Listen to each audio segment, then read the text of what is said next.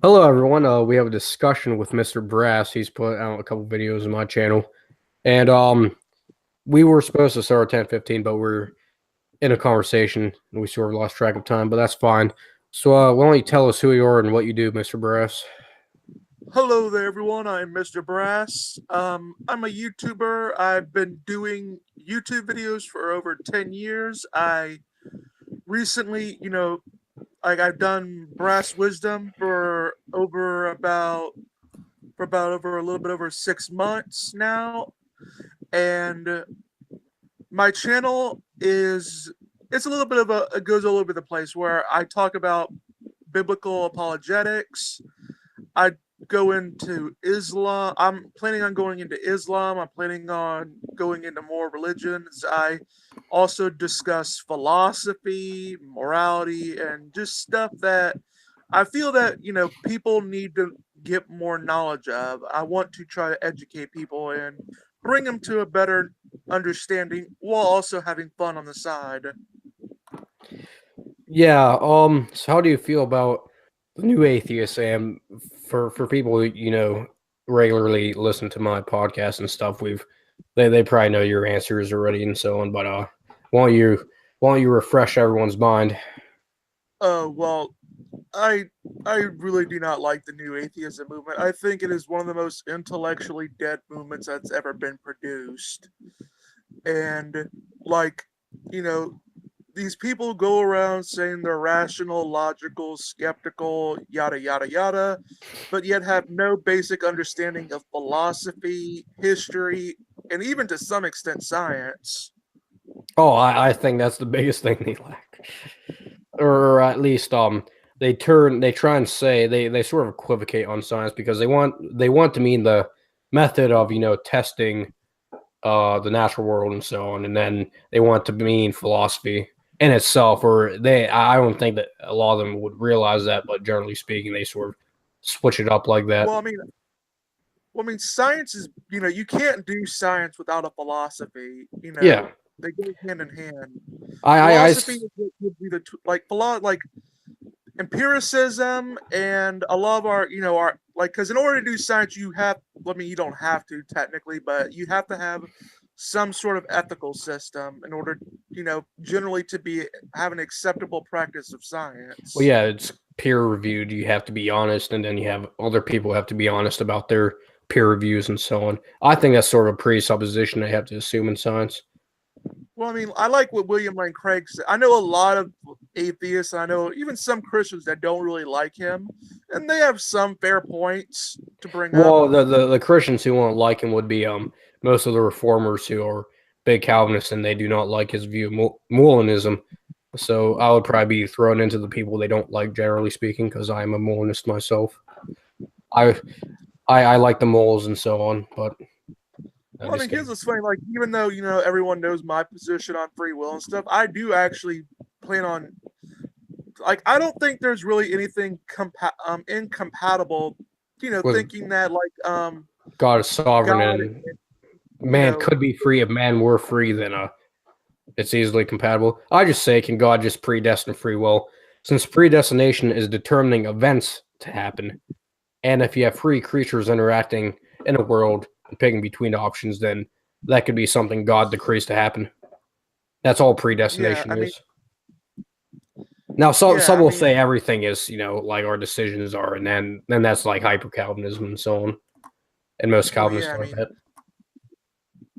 Yeah. But I mean, there always runs into the like. I think William Lane Craig puts it the best. It's like, if you're like if you ultimately believe that God's in control of everything, then you have to pretty much make God the author of sin.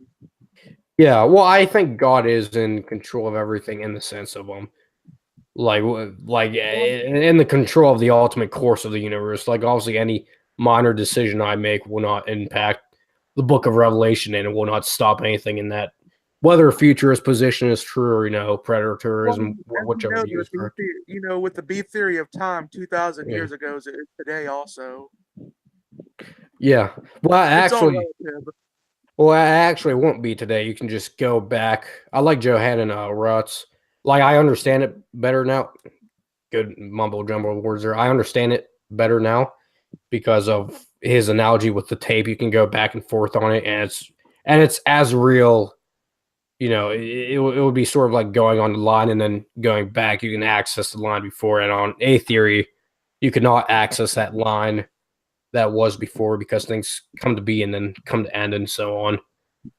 And I sort of Yeah, I take the mean, position if time is relative, general relativity, then why can't you have two different perspectives of time, especially since you have God who is timeless and who would see things in a B theory phrase, and then you have beings like us who are very limited and so on and are in time who would and A theory I think would be real to us, but then B theory would be real for God and so on.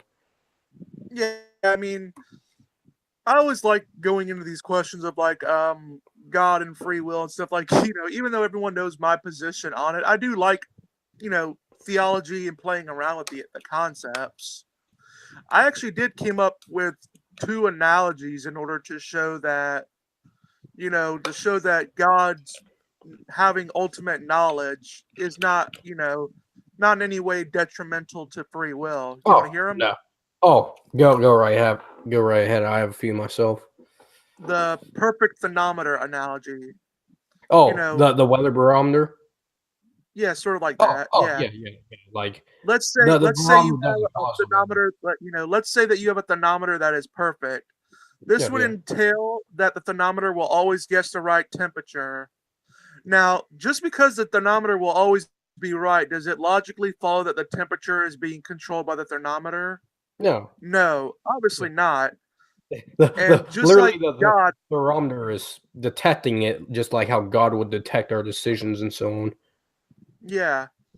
So I mean, just because God will always be right, it doesn't follow that our free will is controlled. Yeah. Anyway, we just decide what God's foreknowledge will be. Well, this is why I like middle knowledge. Because instead of the Arminians saying God looks into the future, you have my position, which would be God already knows. If John Dunphy were real, since you have this idea of possible worlds, I could have easily failed to exist. What But about quarter knowledge? huh? I imagine would be another one be like quarter knowledge. I Yeah. wonder how that would work out. You know, another one I go to is the movie fan analogy, which I meant like, what's your favorite movie, JMD? Uh, man, probably Infinity War right now because I enjoyed that one a lot. Well, let's just say you watched that movie 50 times. At that point, you would know everything that is going to happen with pinpoint accuracy. Every line the person says and all the actions they will do. Would it follow that just because you know this, that the actors had no free will? Isn't No, that friend? obviously. Yeah. Well, they would say though that really, well, the actors, of course, but the people in the movie aren't free in that sense because they're not really beings in the first place. They're in I a mean, movie that's you know, fictitious and so on. I sort of like trying to think.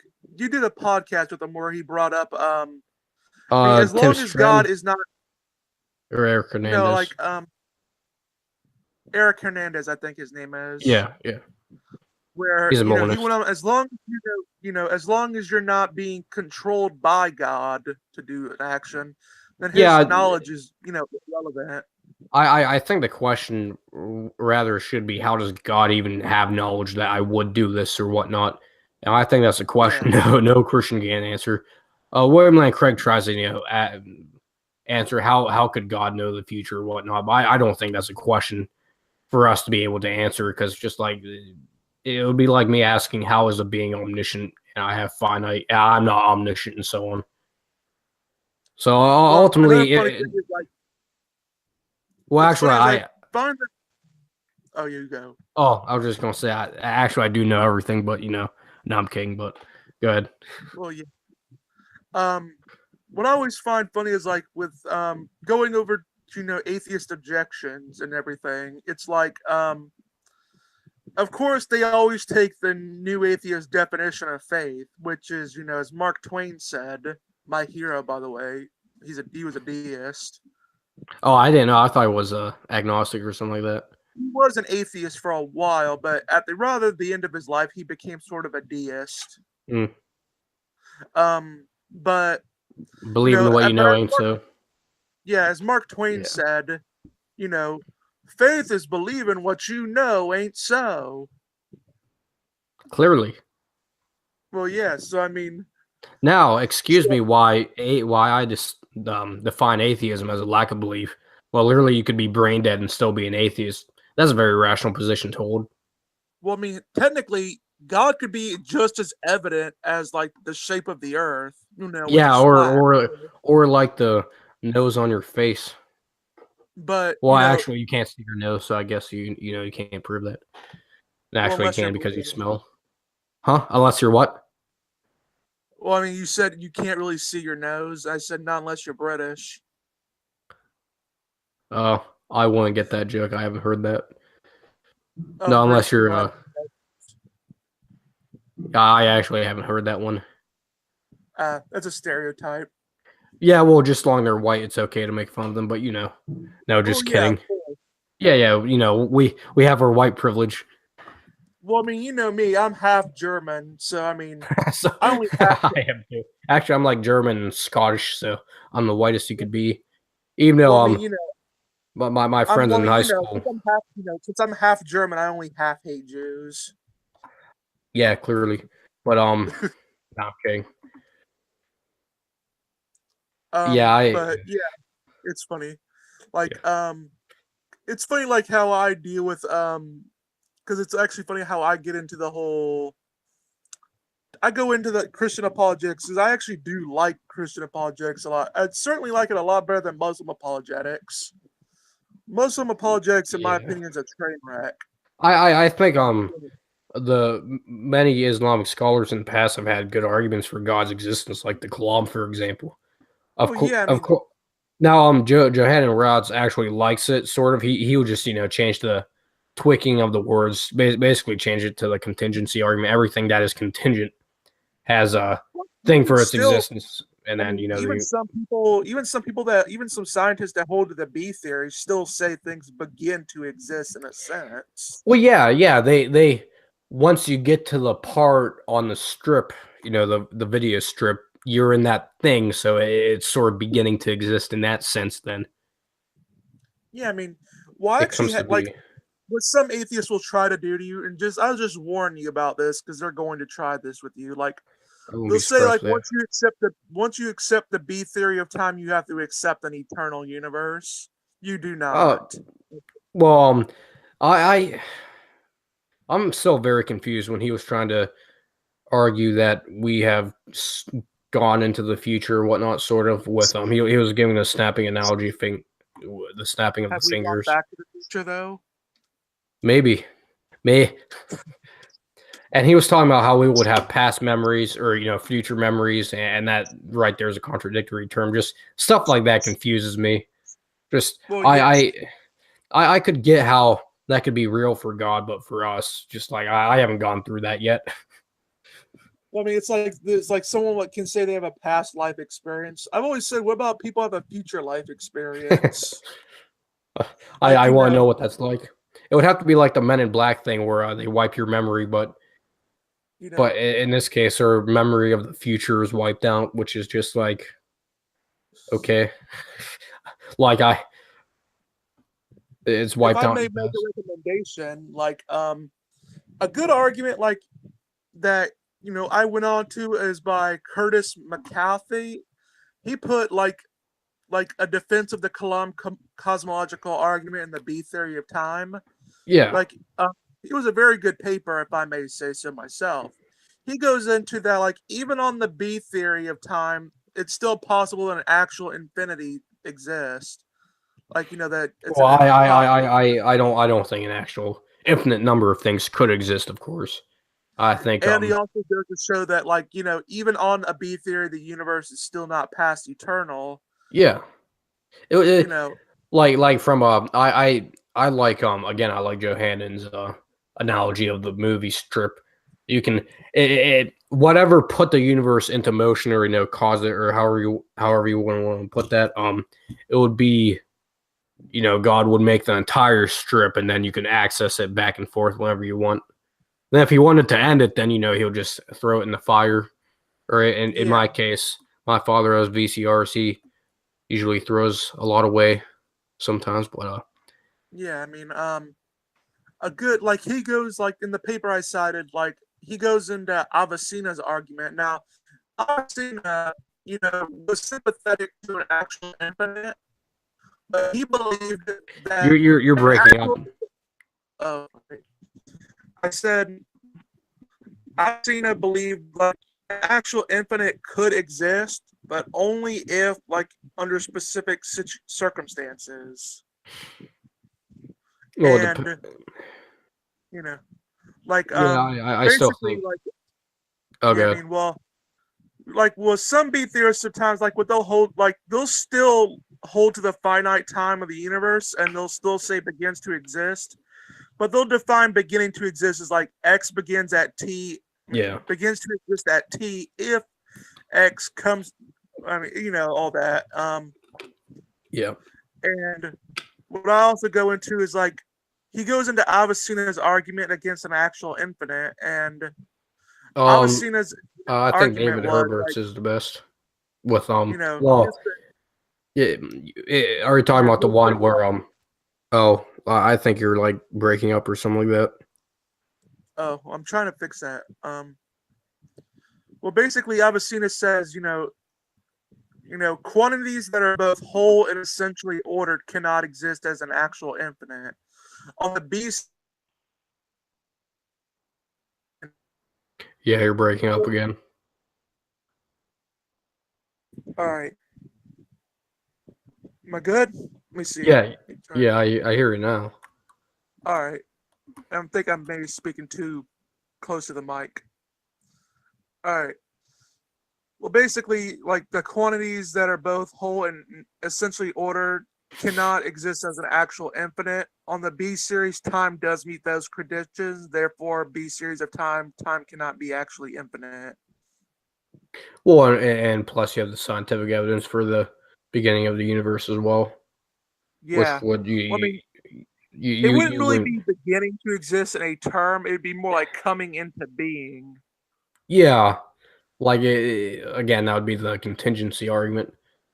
Yeah. Well, I I mean, think begins to exist would still sort of apply since time is beginning, and then when time is in motion, then you would have B theory, and then that language of come to be would fit more appropriately. It would seem like. yeah. I do sort of like the whole. Remember when atheists will typically, an atheist will tell you that like I if you have a personal experience of God, like well, they'll say obviously that's just brain stimulus because we can artificially induce that by just messing around with your brain. yeah. But here's what they don't realize about this: like, just because a religious experience, what seems like a religious experience, can be artificially induced by brain stimulus. That does nothing to show that your experiences aren't real when the doctor isn't fiddling around with your brain. Because, for example, like just because a neurologist can stimulate your brain and make you see and hear things that are actually there, doesn't make your Yeah, vision and your you're sense of breaking up again. damn it. I said just because a neurologist can fool around with your brain and make you hear and see things that aren't really there, that doesn't mean that your sight and your hearing are unreliable or untrustworthy. In the same way, all it would mean is under these specific circumstances is those not reliable. It would not mean like when you're not being stimulated that it's not, like it could be very well the case that it is reliable outside outside of being tampered with by a neurologist. Yeah, I would have to look more into that. I'm not too familiar with neurology and so on. Like Well, when they go use into arguments for that with the brain, I would probably argue correlation or causation or correlation doesn't mean causation and all that good stuff. well, yeah, of course. I mean, obviously, me and you will have some disagreements on that. Yeah, yeah, yeah. But I mean, I'm not too familiar with the studies. I'm reading some J.P. Moreland. Well, I haven't. I started reading a book of his, but all I got there was biblical evidence for is substance dualism more biblical than other views of body soul analogies and so on. And Well, I mean, I've talked to Johann Rotz on eliminative materialism and idealism. well, he And, thinks substance dualism is false, and I completely disagree because I am a substance dualist myself in that sense. well, I mean, if it makes you guys feel better, I disagree with both of you. True, but you're more philosophically well. Now, if you believe that a God exists, then well, in a sense, you're not materialist because what would that God still exist? I acknowledge that there is a supernatural realm. Yeah, which would be Like, non-material in it's that sense, unless you want to say yes, it's a oh god.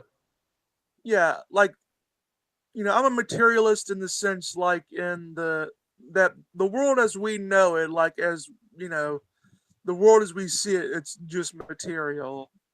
Now there is a world like outside of this world, I believe, like with God, but that's about as far as I go. That's the realm I exclude it from.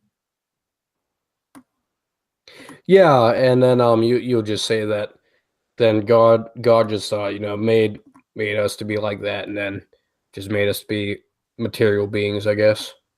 Yeah.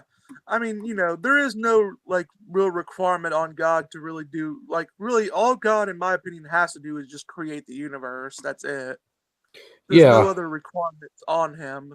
Like he's not entitled like where he has to do everything that humans want him to do. I would agree that would be God's sovereignty. Now, if He's willing to, then it's not my decision that's forcing Him to, or my wants. It's His. So Yeah. I so mean, if yeah, He I can definitely get that. yeah so if He wanted to interact, in the Christian sense, then He easily could. But Yeah. you're just saying that He doesn't. Yeah. I mean, well, I'm agnostic on miracles. Like I'm not going to say for absolute certainty that I know that miracles do not happen. Well, would the creation of the universe out of nothing not be a miracle to you? It's the beginning of natural I laws mean, in the first place. I So mean, if a yeah, I miracle, mean, I in that guess you can. sense, oh god, I mean, yeah, I guess like in that sense, you could say like that's a miracle that I do believe in. But I mean, I do also think that you can differentiate between like a highly unlikely event. I mean, like you can. It's like something that's. I think like you can go from like a probabilistic, something that's just like improbable to something that's miraculous. Because there's oh. plenty of things that are improbable.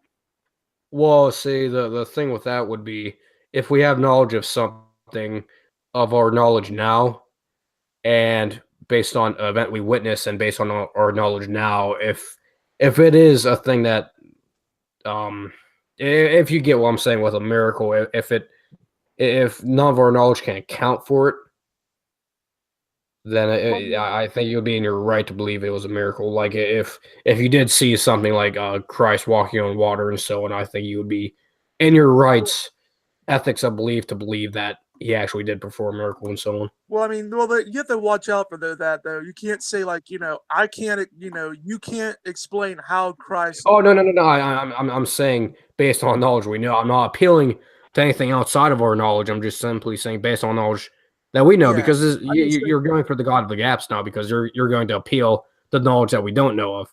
I'm just simply saying if an event of our knowledge now if you want to say Yeah, overall, yeah, yeah, if you want to I say just say that, you have to watch out how you word that because oh yeah, well, yeah, no, I agree. I'm just telling you That's because if I don't say it, then atheists will remind you.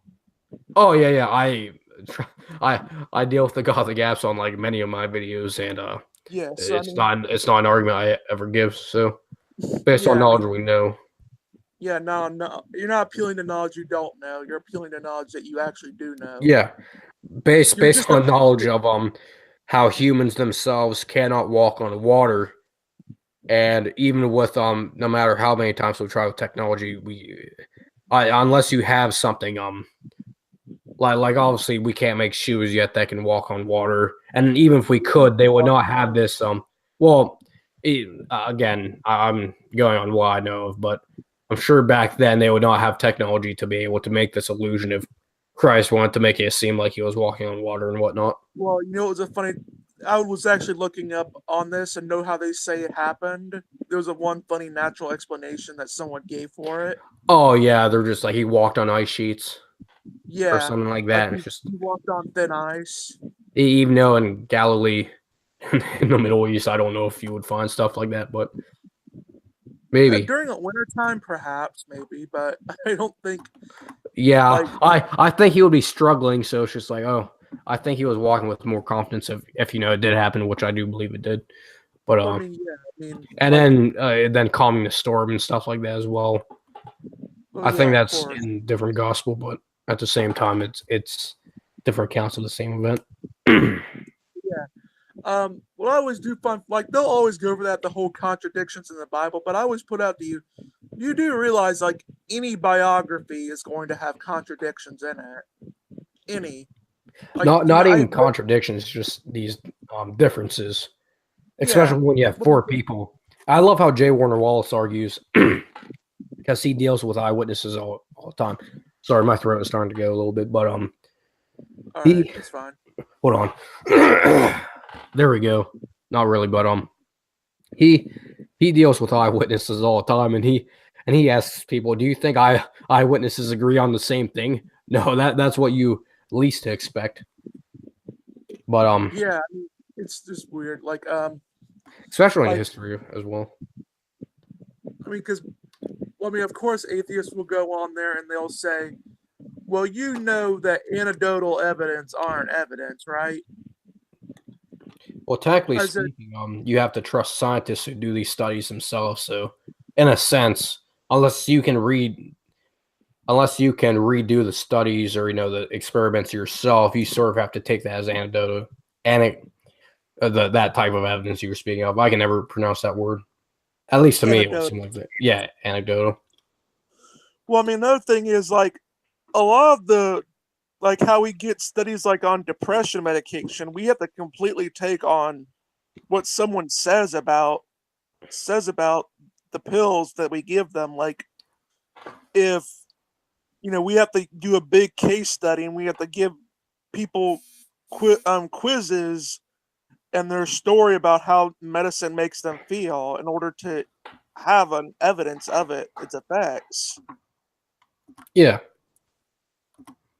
So I mean, it is anecdotal, but so there is times when anecdotal evidence can be evidence. yeah. Well, all of history. Well, at least some of the eyewitness accounts, and that's one of the number one sources of history that, in a sense, is anecdotal in that sense because you're witnessing something from a first person view or third person perspective, I guess. First person will be more of an autobiography, but What I always well, point out to them is they'll say, "Hey, look, there's contradictions, therefore it didn't happen." Well, I I, said there was contradiction. There's a contradictions in Abraham Lincoln's assassination story. So I mean, therefore, Abraham Lincoln didn't really get killed. at best, that would challenge inerrancy, which would be the Bible has no contradictions. But again, I would still hold to that. I think when I don't think it's people, required. I don't think yeah, you have to be to I believe mean, a I Christian. think you have to accept most of it as true. Well, I think As long as you get to the main points, like that Jesus rose from the dead and yeah. that he who he said he was, you're good. I would also still say it's a little more than that. I would say that any truth claim in the Bible is true. The things in the Yeah. Psalms and Revelation and so on. Uh, Well, Revelations is hard as hell to understand. oh, Like no one really has a, yeah. a concept Like of how to deal with it. there's also not so much inerrancy in that because Yeah, and like it's funny how the first book of the Bible, Job, and the last book of the Bible, Revelations, are the ones like no one can figure out. or do you mean Genesis or are you talking about the oldest book? Because the Job. first, yeah. Well, the first Job book. has so much historical background information that it's Yeah. hard for us to know a lot about it. Oh, I think you can understand the message of Job perfectly fine. Just some Well, of the yeah, things no, that of it talks about, course, you you may not know. be able. Like you can understand the message of Revelation fine, but the events that happen in it, like this is why you have historicism, preterism, and futurism, where Yeah, they're I all mean, trying to explain the same events, but see, you have these three different interpretations that could easily you explain know. these. That's why I take the idealistic approach. Well, I mean, another reason why, like, you know, inerrancy, I think, is a problem. Like to some people, is like, because I mean, for me personally, I don't believe that some biblical figures existed because I mean, obviously, Jesus is one I do actually believe existed, and I'm What do you more think? agnostic. I'm more agnostic on Moses. I don't take a strong position on that either way. Have you seen You Ted know, but Wright's arguments for the Exodus and so on? He's an archaeologist. You might want to check him out. I did a podcast oh, with him. yeah, He I he, he will. I'll actually check him out. he actually debated Robert Price on whether the Exodus happened, and I have to find that debate. Yeah, I Uh, mean, I was, I actually like Robert Woods. uh, oh, Robert Price.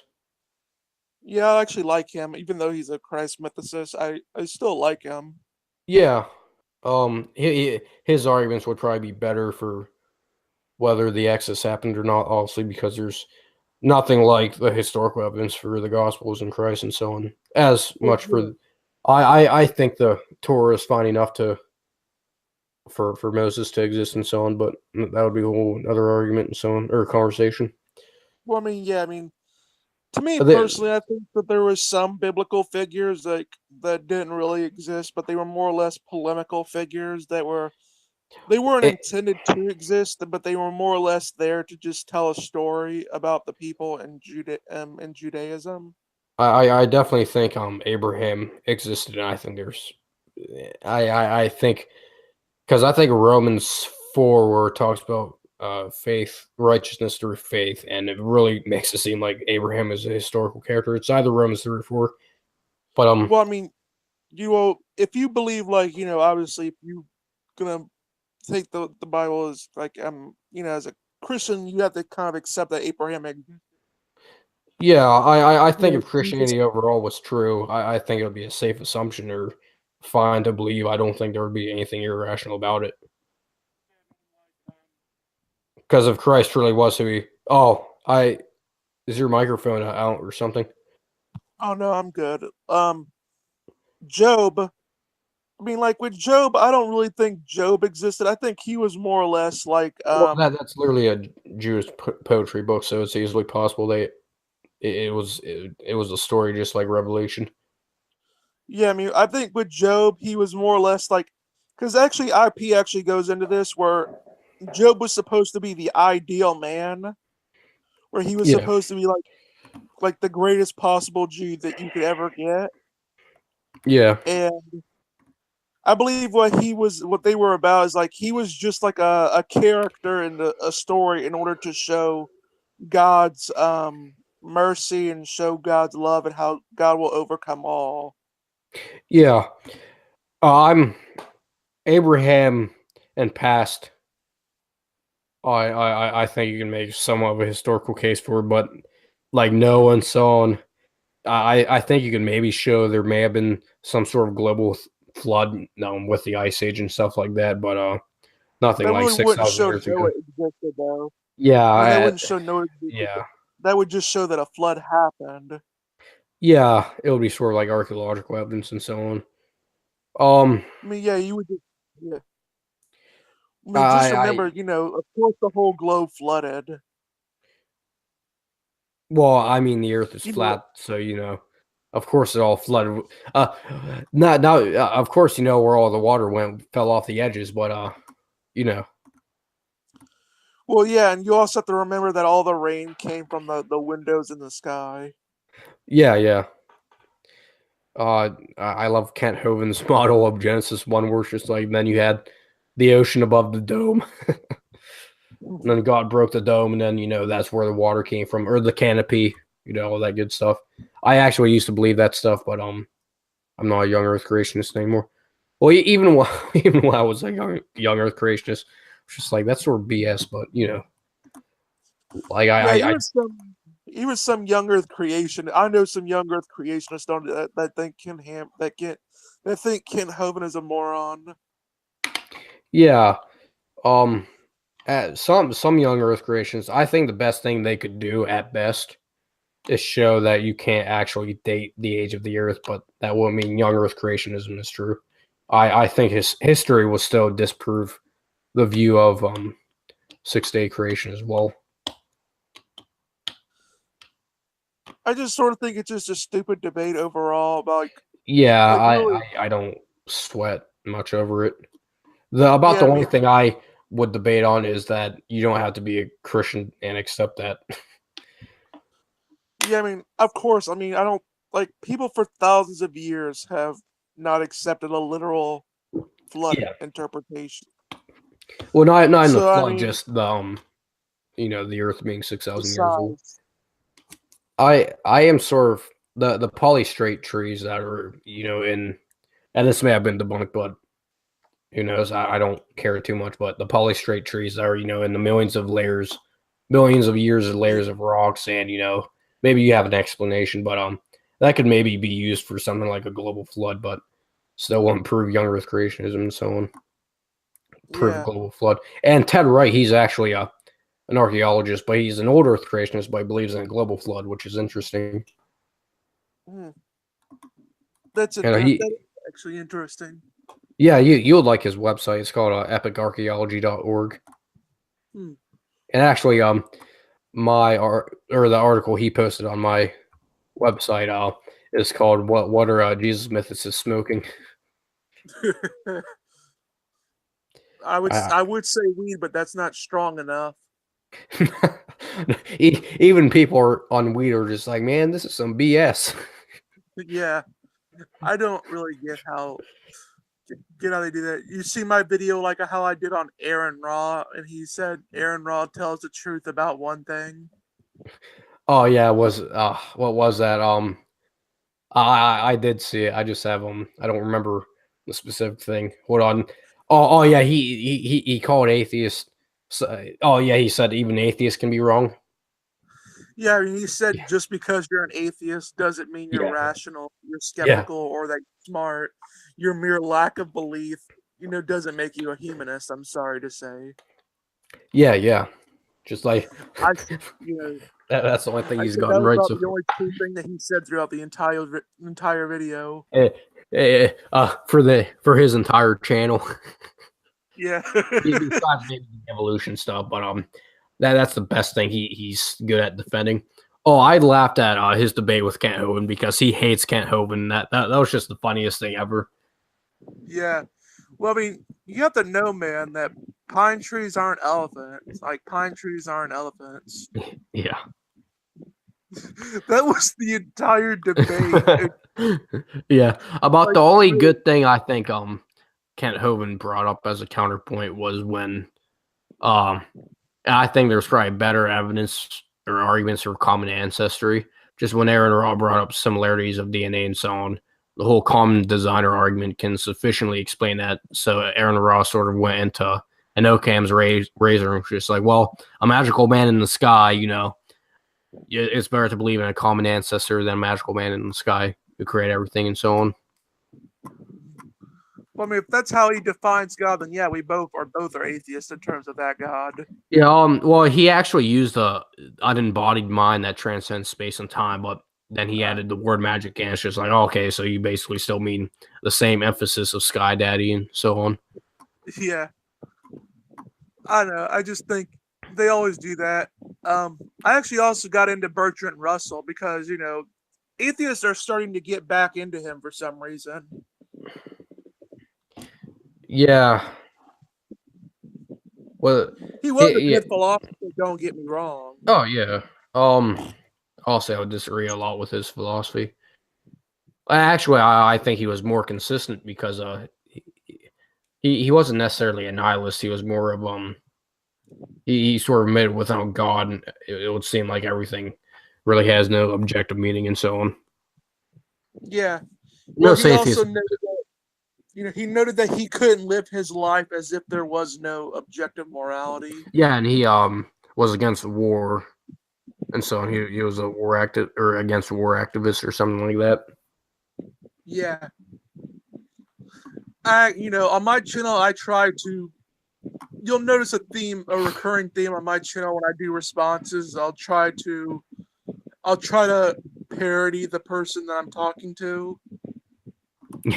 Yeah, like I laughed at your response to Mr. Stick. Well, your deistic answers for the whole non sequitur show thing, and when you drew the stick figure yourself, I sort of just laughed at that because that was good satire. Yeah, But like yeah. So I mean, yeah, I like doing that. I also did one with the whole Vice Rhino and stuff, where I did like I can't remember what I called him. I called him like I think I called him like Squared Gator or something like that. I can't remember. yeah, just funny little things like that are just hysterical when you notice it and so on. Well, yeah, with like Godless Cranium, what I did is I did the whole because he did the whole sacred cow and had himself like riding a sacred cow. Yeah. Oh And yeah, what I did is I had uh, I had Brother Bear, oh. which is an Indian term, a Native Have you American term. seen many of his videos? I watch one once in a while, and they're I've sort seen of some. funny to listen to. Yeah, with his invisible pink dragon, self-contradictory, so it doesn't exist, can't exist in any possible world. And for some reason, I don't understand why. Well, it's the lack of belief atheists who don't understand the law of non-contradiction and so on. And then they try to argue that the law of non-contradiction can be wrong. But then it's just like, oh, if the law of non-contradiction could be wrong, then atheism and theism can be true at the same time. So it's just like, why are you even arguing for atheism in the first place and so on? Well, yeah, of course. Like, I actually also got into what's his face, genetically modified skeptic. Yeah. How do you I satire him? remember, I remember, like, because he had this picture of, like, he had this picture of he had a picture like of this map, and he had this like, these crystals, like this crystal book that he had like this healing crystal book, which had like a tag over it that was named B that had BS over it, Hmm. and with a picture of the mind. What I did is I had a picture of a flat Earth, and I had a picture of Richard Carrier's historicity of Jesus, and I put shit over the on a tag and had it pointing at Richard Carrier's book. I think he's a Christ mythicist, or he in one of his videos where it was like arguing how if atheists argued like theists, I think he sort of tried to argue that a 5th century monk made up the dating of the year 0 or whatever, but it seemed like he was implying Christ mythicism and so on. Well, I Oh, mean, you have to remember, man, like the four corners of the earth. yeah, just like no one uses that phrase anymore. Yeah. Well, I mean, of course, like when Caitlin Chloe says, the four corners of the universe, she obviously means that the universe is squared. Yeah, clearly. Just oh I yeah, love I love when atheists contradict themselves. It's so hilarious. well, you see, you would think that they would have gone through those questions, just like let's make sure there aren't any contradictions here. Of course, I'm the one who spotted that one where it's just like, when do you mean, when does it mean that the four corners of the earth? And actually, I sort of want to do a satire video where I just make a compilation of atheists and just take their words out of context to just to demonstrate exegesis and how you should actually read the Bible. That would actually be good. Yeah, Like, I remember David Woods did something like that with Sam Harris, because Sam Harris took Jesus out of context oh and yeah, tried to make and it seem like made it seem like Jesus was saying to kill people. yeah, the Even though parable of that the was a talents and so parable. on. Yeah. Yes. And so what he did is he actually just played Sam Harris repeating the line and said, "Hey, look, Sam Harris is quoting his atheist followers to go out and kill people." Yeah. That was one of the first apologetic videos about I actually saw of his, and that's when I subscribed to his Yeah, Act that was 17 funny. apologetics. Yeah, his videos are funny with John McRae and Vocab Malone. They actually just did Yeah, he podcast also with does. Vocab. Yeah, no, I've seen that. That was a very good one. I know Yeah, you've done yeah, some with S.J. Thomason too. yeah. That was an interesting one. Actually, I think she was impressed with my knowledge of because she didn't when she talked about the fine tuning argument, she didn't even know what the universal constants were, like the expansion rate and all that good stuff. Well, I know what it is too. Yeah, yeah, 10, 10 with many, many zeros. yeah.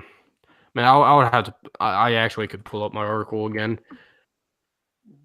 I'm not like William Lane Craig where I have books memorized in my head and I can just Well, it's yeah, sort of like what William Lane Craig is sort of like the SpongeBob thing where it's that one episode where he has all the SpongeBob inside of the one SpongeBob and they're going through all these files. Except for him, he can yeah. just pull out a book that he wrote, because he writes Well, one he just like really every month. repeats everything he says. Yeah, like he's prepared for all that stuff. Well, yeah. I actually like people like TMM and like atheists, like the messianic maniac, and Oh they my got goodness, really Jesus. they got really upset at him for what he said. Like he said that he doesn't go into a debate in order to convince his opponent. And they said, well, why do you bother debating then if you're not going in to convince your opponent?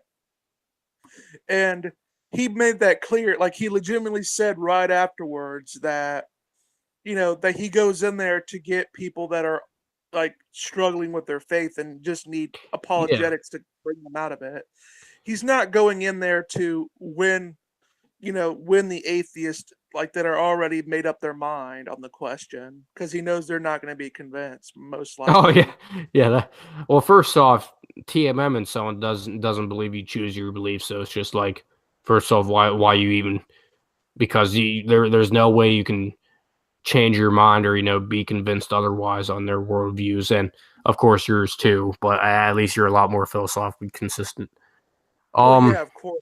I try like me. I've read a lot of books on the. I've tried my best to just represent philosophy the best way I possibly can. Which is why even though I joke around and I do satire, you'll always notice that I oh yeah, yeah, always yeah. leave references. Yeah. Oh yeah. So here is the number for the cosmological constant, which controls the expanding universe. It's 1 to the 10 to the 90th power. So one with 90 zeros. I love the thanks to atheism video on David Wood's channel where you know David Wood at DW University, David Wood University, vocab and John Yeah, they have a you know they copied a Wikipedia article or something like that, a paragraph in it. And then they go into but the expansion rate, and I think they actually had the wrong statistic, but they're basically like 10 to the 37th power. If we overcame this by chance, then it's easily possible that it's just a coincidence that we both had the same paragraph from the same Wikipedia article for the same paper for the same class. And then they were just like, "Thanks, atheism." Like that was a funny video.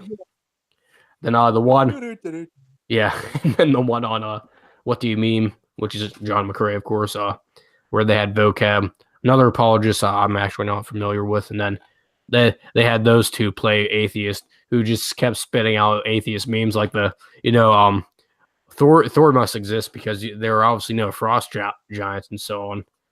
And yeah, then you had John McRae and David Wood, actual smart Christians, and then they had them in mocking mode, and I just found that video funny because that's exactly that video is exactly true with a lot of atheists on YouTube. yeah.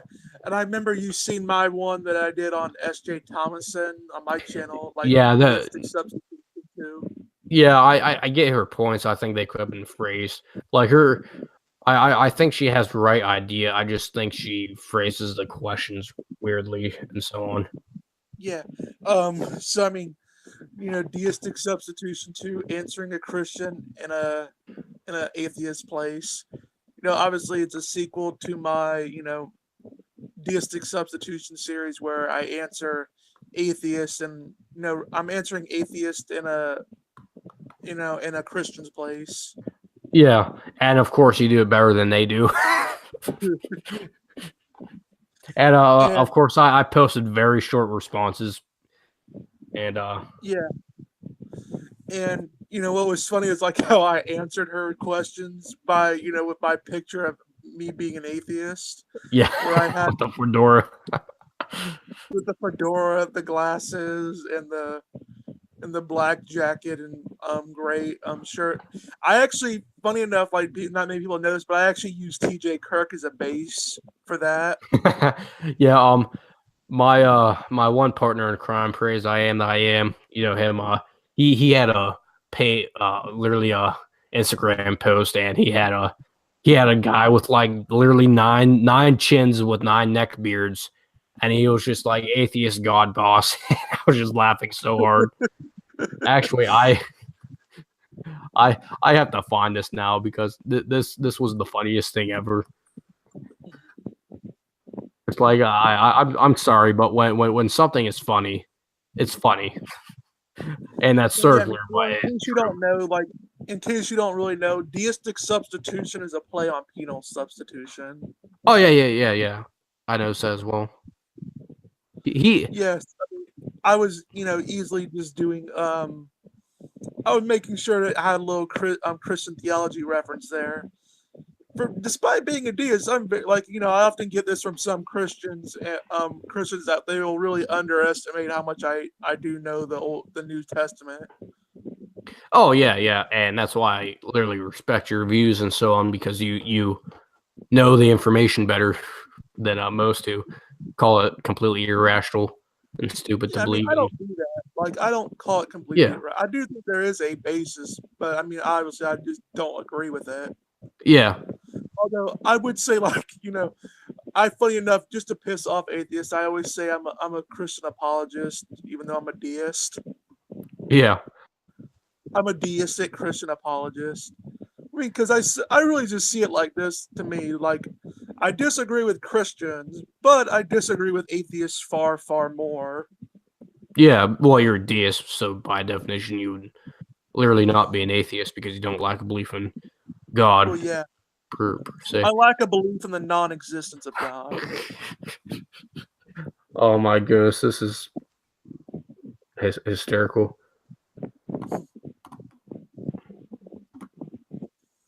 Okay, I remember with Steve McRae, what I did with him actually is that that's hilarious. Oh my goodness. That's I funny. I'm gonna have to post this stuff later on my page or something. Uh, or I'm literally going to use that for an icon if I do a satire video or something like that. Probably be my most disliked video. I usually avoid those types of videos, but like I do want to do a video where if theists argued like atheists and so on. Like I have my response to secular talk, his main argument where he's just like, you know, God by definition would have to be more complex. That's why they call it the fallacy of passing the buck and all that good stuff because Oh literally yeah, I every actually looked at that myself by just pointing out William Lane Craig's answer yeah, to this. yeah.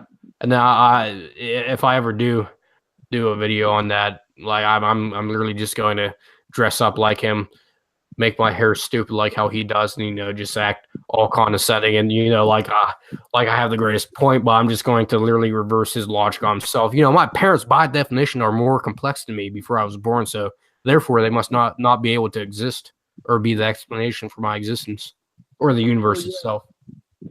What's actually pretty funny is I actually got more hate from my deistic substitution video on what's her on S.J. Thomason than I actually did for my atheistic one.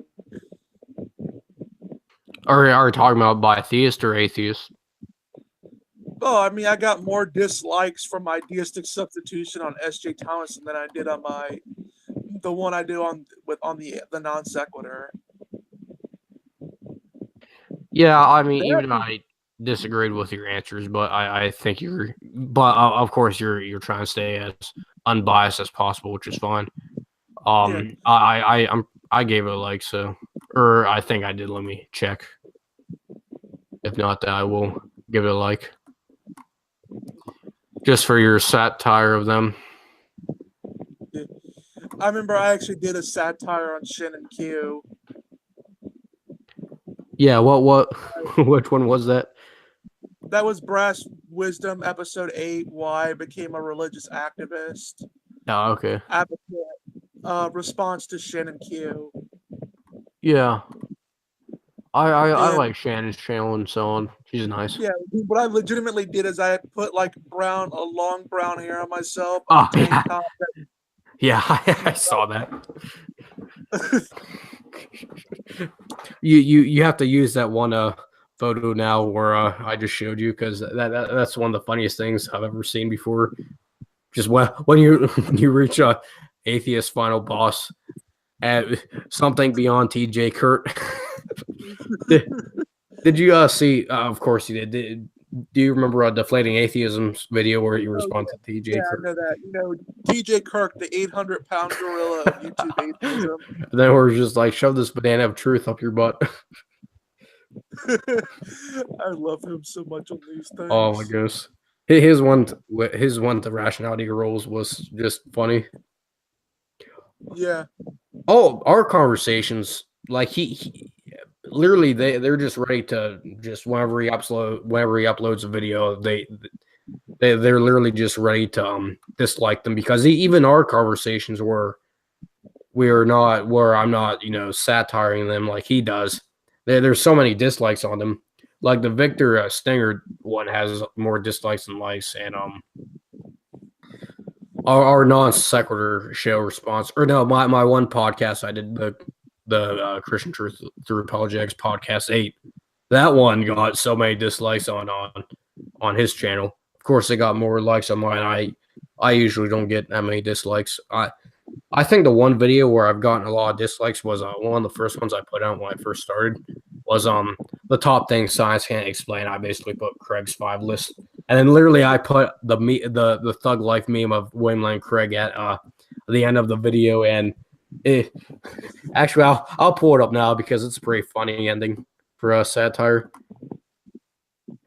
It got like a 7 dislikes, but literally it happened in one night, and I just got stormed with atheists too. Just like, we can't let this apologetics channel, become popular. So they highly disliked my logical fallacy one on the argument of ignorance, because I basically point out the God of the gaps is, or how they define atheism and so on, is an argument from ignorance. I'm No. actually looking. I actually have the one. I'm actually looking up the whole Professor Stick response I did. That was pretty funny. Yeah. Well, just are you good at like? Oh yeah. Oh, let me go to the end here. Oh, this was when I had horrible content videos and so on. Oh, you stop. Well, no, just when I had a word. Oh, okay. I see there, Mr. Brass. I was messing around.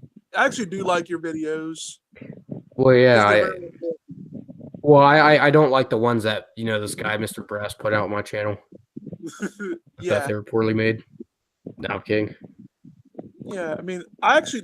I think that I think I am is the one that did the first genocide one. Yeah. Oh I yeah. like it. I like his better. I like his. I already admit it. Like he has very good graphics and he knows how to do the text and everything. So here's the ending of the one.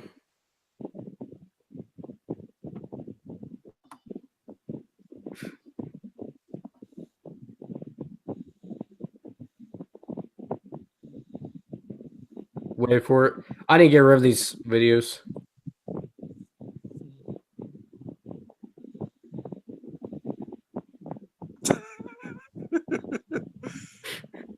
with the double G.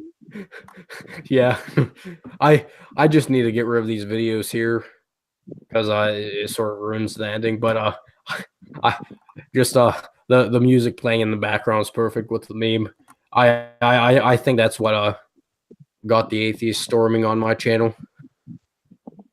Well, at least you got their attention. Oh well, this was when I only had like maybe 20 subscribers or something like that. I just got stormed with like a lot of dislikes. Like, oh, thanks, I guess. But now, once in a while, I'll get a dislike on a video. I know I have one hater who likes to wait around for my live streams and then just dislikes them. But Yeah. I'm prepared for that. Uh, man, what else is there to say? Oh, did you see a genetically modified skeptics video? If atheists argued like apologists. Oh yeah, I seen that. What'd you I think of think that one? I think I seen it. Max and Deflating Atheism did that. They responded to it. I know they Yeah, responded to the one if atheist argued like theist. Of course, that's not. Again, this is not original. The friendly atheist or atheist voice did all these videos before he did, but yeah, his one he basically strawed man like many of the apologists. About the only thing I think he did good was debunking Ken Ham. yeah. And his presuppositional apologetics is not good at all. No, not at all. There's Because nothing really that with Ken do because at all. because his is you assume the Bible to be true, and it's not even coming from like an epistemic point of view. It's just you just assume it to be true, and that's where it can highly result in circular reasoning. Well, if you argue for God as an epistemological, a good epistemological starting point, and you can make more sense of things, then that's sort of a better presuppositional argument. But presupposing the Bible to be true is not proof of it at all. Yeah, I mean, nothing really with Ken Ham is good at all. Yeah, I used to Like, be a big fan, and then I was just like, oh, William Lane Craig. And then his critique of yeah, William Lane Craig is just like, actually, if you had an actual conversation with him, you would get destroyed.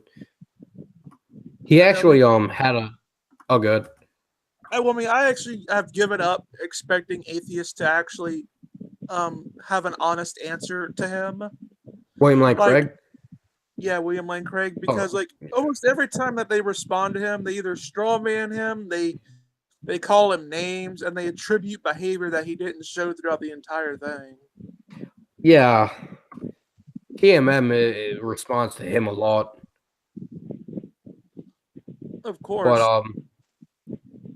he knows a little more philosophy, I guess. But Well, he has he a bachelor's degree in SJW philosophy. what's SJW philosophy No, I or mean, is that I'm a just joke? joking. He legitimately does have, like, from what I've heard, a bachelor's degree in philosophy. Yeah, Which, when you actually do look at it, that doesn't really mean much. yeah. I mean, I would respect it in the sense that at least you know the general arguments, but at the same time, have his have his arguments come down to I don't know what you mean by this, therefore it can't be true. Like I love when he's like what the f does it mean to be immaterial, timeless, spaceless, and all that stuff. And half his other arguments, like he literally just presupposes what he wants to mean and so on. His own Have you ever conclusions. heard of Mr. Dapperton?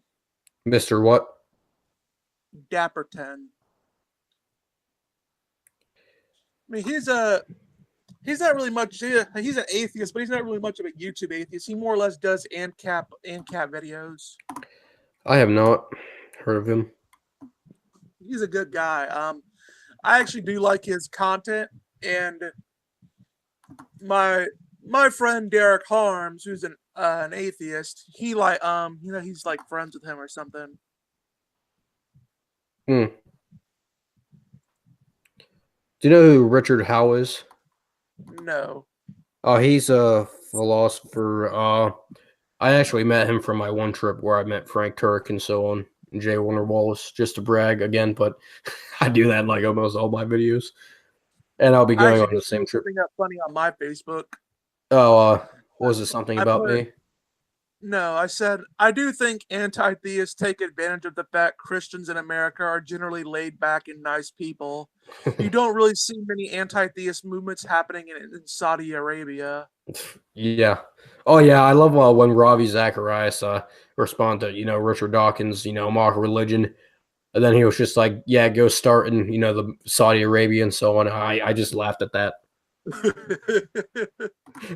Just Because if anything, if you can say anything about Muslims, they're very dedicated. well, again, you can't say all Muslims, but at the same time, Well, I of would say the course most. not, but I'm just saying you could say this: they're committed. Yeah, especially in Saudi Arabia. Yeah, and I do like how atheists, for the most part, have selective biases towards that. Like they'll see one atheist get killed in Saudi Arabia, but completely forget about the fact that millions of Christians die there. Yeah. Or man, I won. This was a few years ago, and it was something on Fox News. Even though I'm not a fan, I used to be, but I'm not that much anymore. But I don't. I go to online or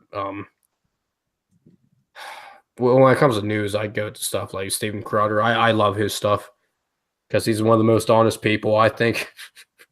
if Yeah. if you've seen his What's stuff. funny is like with me and like me and my friend, me and Red Pill Religion, what we do is like whenever someone insults us, what we do is instead of like getting all offended about it, we just embrace the insult. So, Oh, it for example, it makes them mad even more when you either just ignore it or just like okay, you don't like have for to. example, I'm trying to think of his name. I'm trying to think. Oh yeah, Emperor Atheist. He Yeah, he I don't said, know too much about him. he called me and the Red Pill. He called Dean like he called me and all the and Dean's friends, his cronies. And so on the very next stream, I said, "Hello there. We are all Max's Oh, cronies." oh yeah, I remember that. And That's funny. we've even done that with RCA apologetics, like RC where apologist. yeah, RC apologist. We actually did Yeah. that with someone with them Oh, we have a because lot of disagreements in our views, but well, no, I mean, what we happens is like apparently like he doesn't think Max is a Christian or whatever. So yeah, what I I disagree, but with him, of so course. I mean what I say what I found funny about that is like so I mean me I've been joking with Max all the time with that. Like I would say, well, I mean the reason why our Protestant friends don't hang out with you, Max, is because of course you're a heretical cult of Babylon, whore of Babylon, pagan worshiper. Yeah. I literally I think it was in our stream on Robert's stream. I asked him, do you think John Calvin and Martin Luther were the two witnesses in Revelation? And he just started laughing. I know all the Reform jokes because I literally go to a Reform school and it's just funny. And so some literally do believe that Martin Luther and Calvin were uh, the two witnesses that preached to the Church of Babylon, which they viewed as the Catholic Church. Yeah, the I whore of Babylon. yeah, I completely disagree on what Babylon is because literally Babylon is those who persecute the Christians, those who have the mark of God or Christ, and I think Catholics have those. Now you could say that, and I take the idealistic view that Babylon would be the overall representation of all these kingdoms that will persecute God's people and the things that have happened and will happen, which is in Revelation 1, which is a good argument for idealism.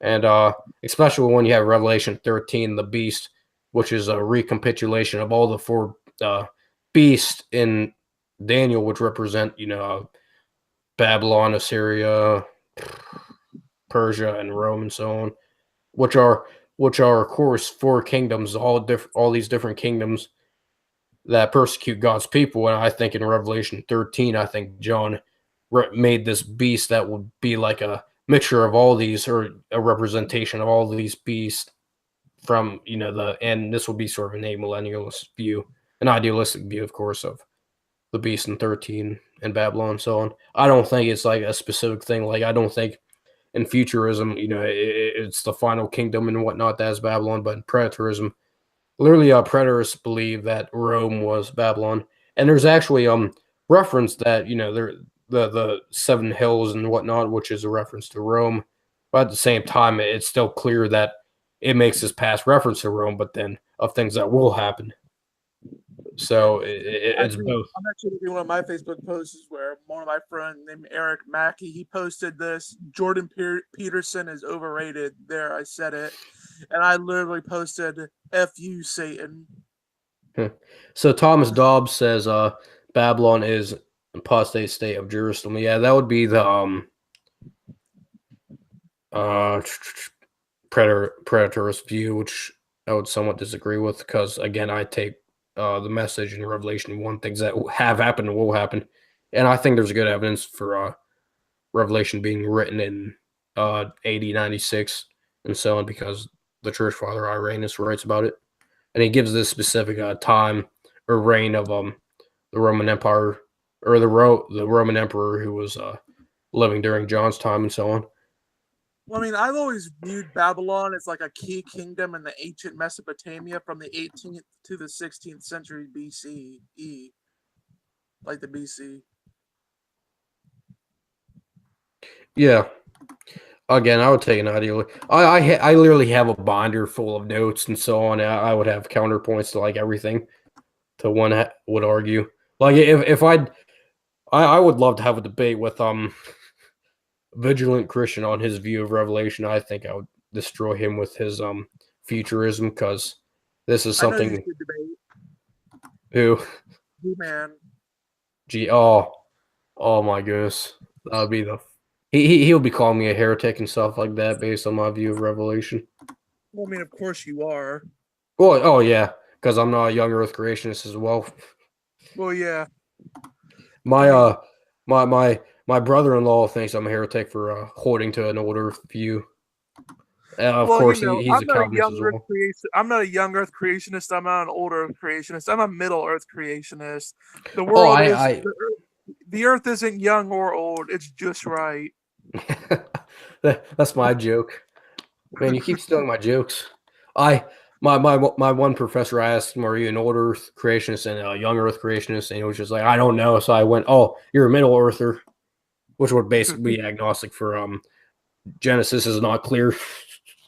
And I think that's probably in all honesty, I think that would be the best view to take if you just read from a Bible perspective. But I think in old Earth is compatible easily. It's not manipulating text or reading things into the text, because it's not clear at all with the days. You can always go to Hugh Ross for it. Yeah. And my professors, who literally are able to read the Hebrew like the back of their hand, have made great arguments for the original Hebrew and how they would have understood it as well. I think there may be. Remember, according to the young Earth creationists, you don't need context to know what the Bible is saying. At least not in Genesis, but well, yeah, most of them are King James only as well. Well, yeah, of course, man. That's another reason why you're a heretic, because you don't fully embrace the King James love. See, they also have to be presupposition. Well, they have to be King James only, just because if they accept any other translation, then their young Earth view will be challenged easily. But again, there also have to be presuppositionalists, because logic and so on does not help their views, because they have a lot of non sequiturs. Like because here's the thing: not just do they have to accept, not just do they have to presuppose that the King James only, like the King James is the right Bible, but they have to presuppose that the Bible itself is accurate. Well, see, why I accept the Bible is true, because I think all of its truth claims are true, and so I think they can be proved to be true.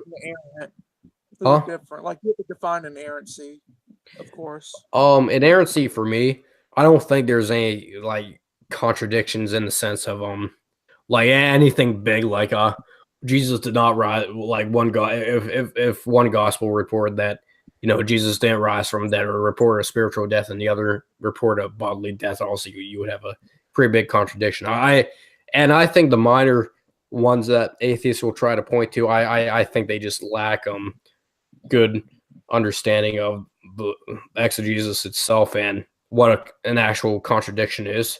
And I think Kent Hovind, actually, I did watch one presentation where he spoke on Bible contradictions. I think he's actually pretty good with this, even with the King James onlyist. He doesn't even use he doesn't even try and use Hebrew or context or anything like that. He literally gives logical arguments for the supposed contradiction and showed how they're not contradictions at all. Like there's it's like a 28-minute video, but it was actually pretty good. But the only thing I liked of his, but I I think I'm not fully convinced of some parts of evolution and macroevolution, I'll say, and that's how, yeah, and then we have to, Macroevolution, yeah, that's how the like the fish, changeover. mackerel. Oh yeah, but like Yeah, I mean, some I think parts we of, can say that the jury's still out for macroevolution. yeah.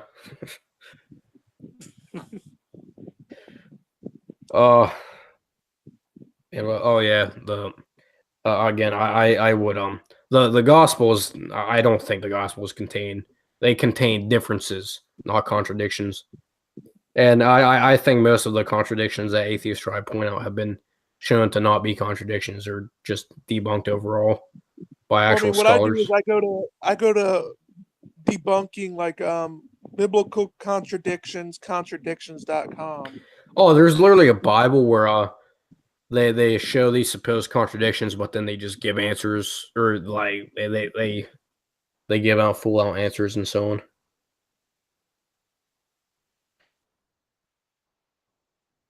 But yeah, just I don't even think, like, a young Earth creationist, King James onlyist like Kent Hovind can debunk these claims just using pure, like, taking this supposed contradiction and then showing how it's not actually a contradiction. Are you still there,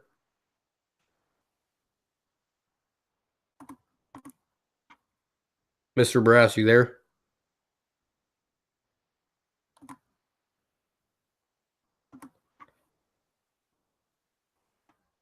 Oh, wonder where he went. Let me message him on Facebook.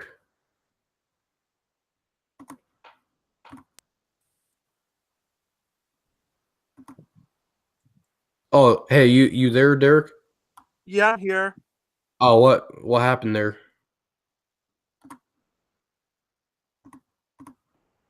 Can you hear me?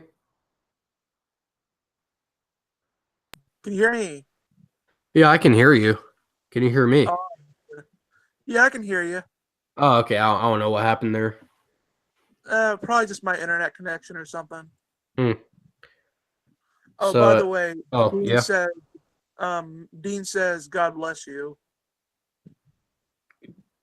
Max Dean Esme Kobe Cobell. Yeah, Oh, he said that to me yeah. when. Um, I told him I was talking to you, and he said, tell him I said, God bless you. Oh, did I sneeze? Nah, no. No, yeah. Oh, he liked the slavery video on my channel. Well, of course he's Catholic. He would like slavery. Oh yeah, of course. But no, I'm kidding. I would get into other jokes, but I'm not going to, because Well, yeah. I'm Well, I mean, again I'm. honestly, you know what? Despite this, I do think on occasion atheists do come up with a good religious joke. Oh, I've definitely laughed at some atheist jokes. Like, Like I remember when. one. I remember one for funny. Like I remember one I legitimately laughed out loud for was when it was on Atheist Republic where they said, "Well, if Jesus's flesh is bread and his blood is the wine, what is mayonnaise?" Oh, oh my goodness! Just get out of here. That's pretty So I bad. mean, Yeah. or I also liked it when they had actually had a picture of them trying to carry the Jesus cross, and they say this is the worst kite ever. Oh my goodness. They do on occasion get a good religious joke in there, but sometimes they're just god awful. Yeah, I loved when deflating atheism.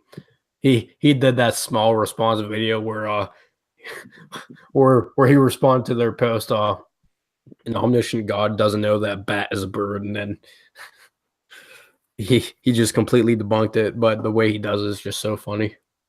And then I'm missing the Mark's video of where he like critiques the average or where he does the parody of the average atheist and so on, which is funny as well. And then his logic lesson for atheists. Like those two are funny. And then you had logic respond, literally make like 4 80-minute responses to their videos. He also made like a 20-minute response to the joke video that they did about him. Yeah.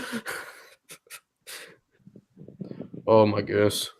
Just see half these people. Well, this is a claim I can't really back up, but I feel like half the people, if you actually challenge them to a debate, they would either make up excuse not to, or have a conversation. They would either make up an excuse not to, or they just won't, because half of them don't back up their stuff. But and I'm not speaking about all atheists. I'm just simply talking about the ones who come at you like drones, like people from the atheist republic. People like that just are annoying. Yeah, no, they can be like. That's part of the reason why I got into this, because I just seen they were just so annoying and they were so overly emotional and so committed to this. Yeah. Just on that and the fact that they harassed Christians, and I just Oh couldn't yeah. take that sitting down. Yeah. Like we clearly disagree on a lot of things, but we're having this great conversation now, and that discussion I had with Shannon was pretty good as well. Yeah, no, I mean, I think it's ridiculous the idea that you can't disagree with someone and but still have a good conversation with them. Well, again, if you can't if you have to agree with everyone on everything, then there's no way you can be friends with anyone. Well, yeah, I mean, because you're always going to have disagreements with someone over something. I mean, like I'll say this, like I do respect your work. I do think you're doing a good job, getting Christianity out there, and I think you are bringing up some good points. Thanks. But What do you think? I'm willing to do whatever I can to help you out. Are you Many willing of though? No, I'm kidding. Free will joke again. Oh yeah. Well, I mean, yeah, of course, Well, I mean, like, well, I mean, I'm predetermined to, my brain, is predetermined in order to make me want to help you out. Yeah, I just find that if you can't say either or, now you would probably have a case against free will, but if it's Well, I something mean, that could be, if it's something I would be agnostic about, I would say, I would say it would be a fine presupposition to have, because I think nothing makes any sense without decision making and so on. Not free will. you already know. Well, how do you define nothing? Do you find it in like Lawrence Krauss's Nothing? Oh yeah, the various types of nothing. No, Yeah, nothing has, I ate nothing today and it tasted delicious. oh yeah, yeah. I clearly define it as Not anything. yeah. And then have you seen Steve McRae's thing where he tries to argue that there's nothing illogical about something coming from nothing. Bless you. Thank you. Bless you again. Do you actually know how that came about? Sneezing and like saying bless you? Uh, isn't it something like your body shuts down or something like that? Or are you They talking about believe more? that your heart stopped for a quick second. So they people would say bless you because they legitimately thought your life was over for a brief second. Oh, let me tell you, I've died about 300 times today. Then. Yeah. That was like how they people back in the like I think it was the Middle Ages. It's funny, like when you actually do look into history, you actually notice some funny things like how our culture, changes its meanings over certain things. Yeah. Well. Like, Yeah. originally what a handshake was supposed to do? What? I'm sort of afraid A to know. handshake, a handshake originally like you would do with your sword hands, because that way, you would know that your opponent wasn't going to just draw his sword and kill you. Hmm. And that, like, Oh, so okay. the entire basis of a handshake was completely on distrust. Now it's oh, nice to meet you and so on. Yeah, here's what's funny. Another thing that you don't like, not many people know about. Do you know almost everything about a marriage is pagan? Pretty I much. maybe I don't know. Of course, I would Well, say no, relax. Well, marriage was do you know what a best man originally was?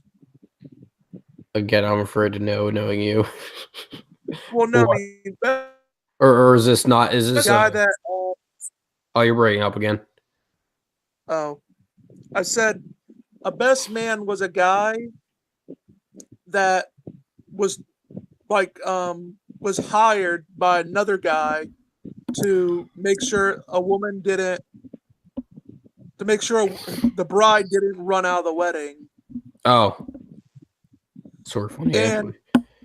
also sometimes he was also hired to actually kidnap the woman so she could be married.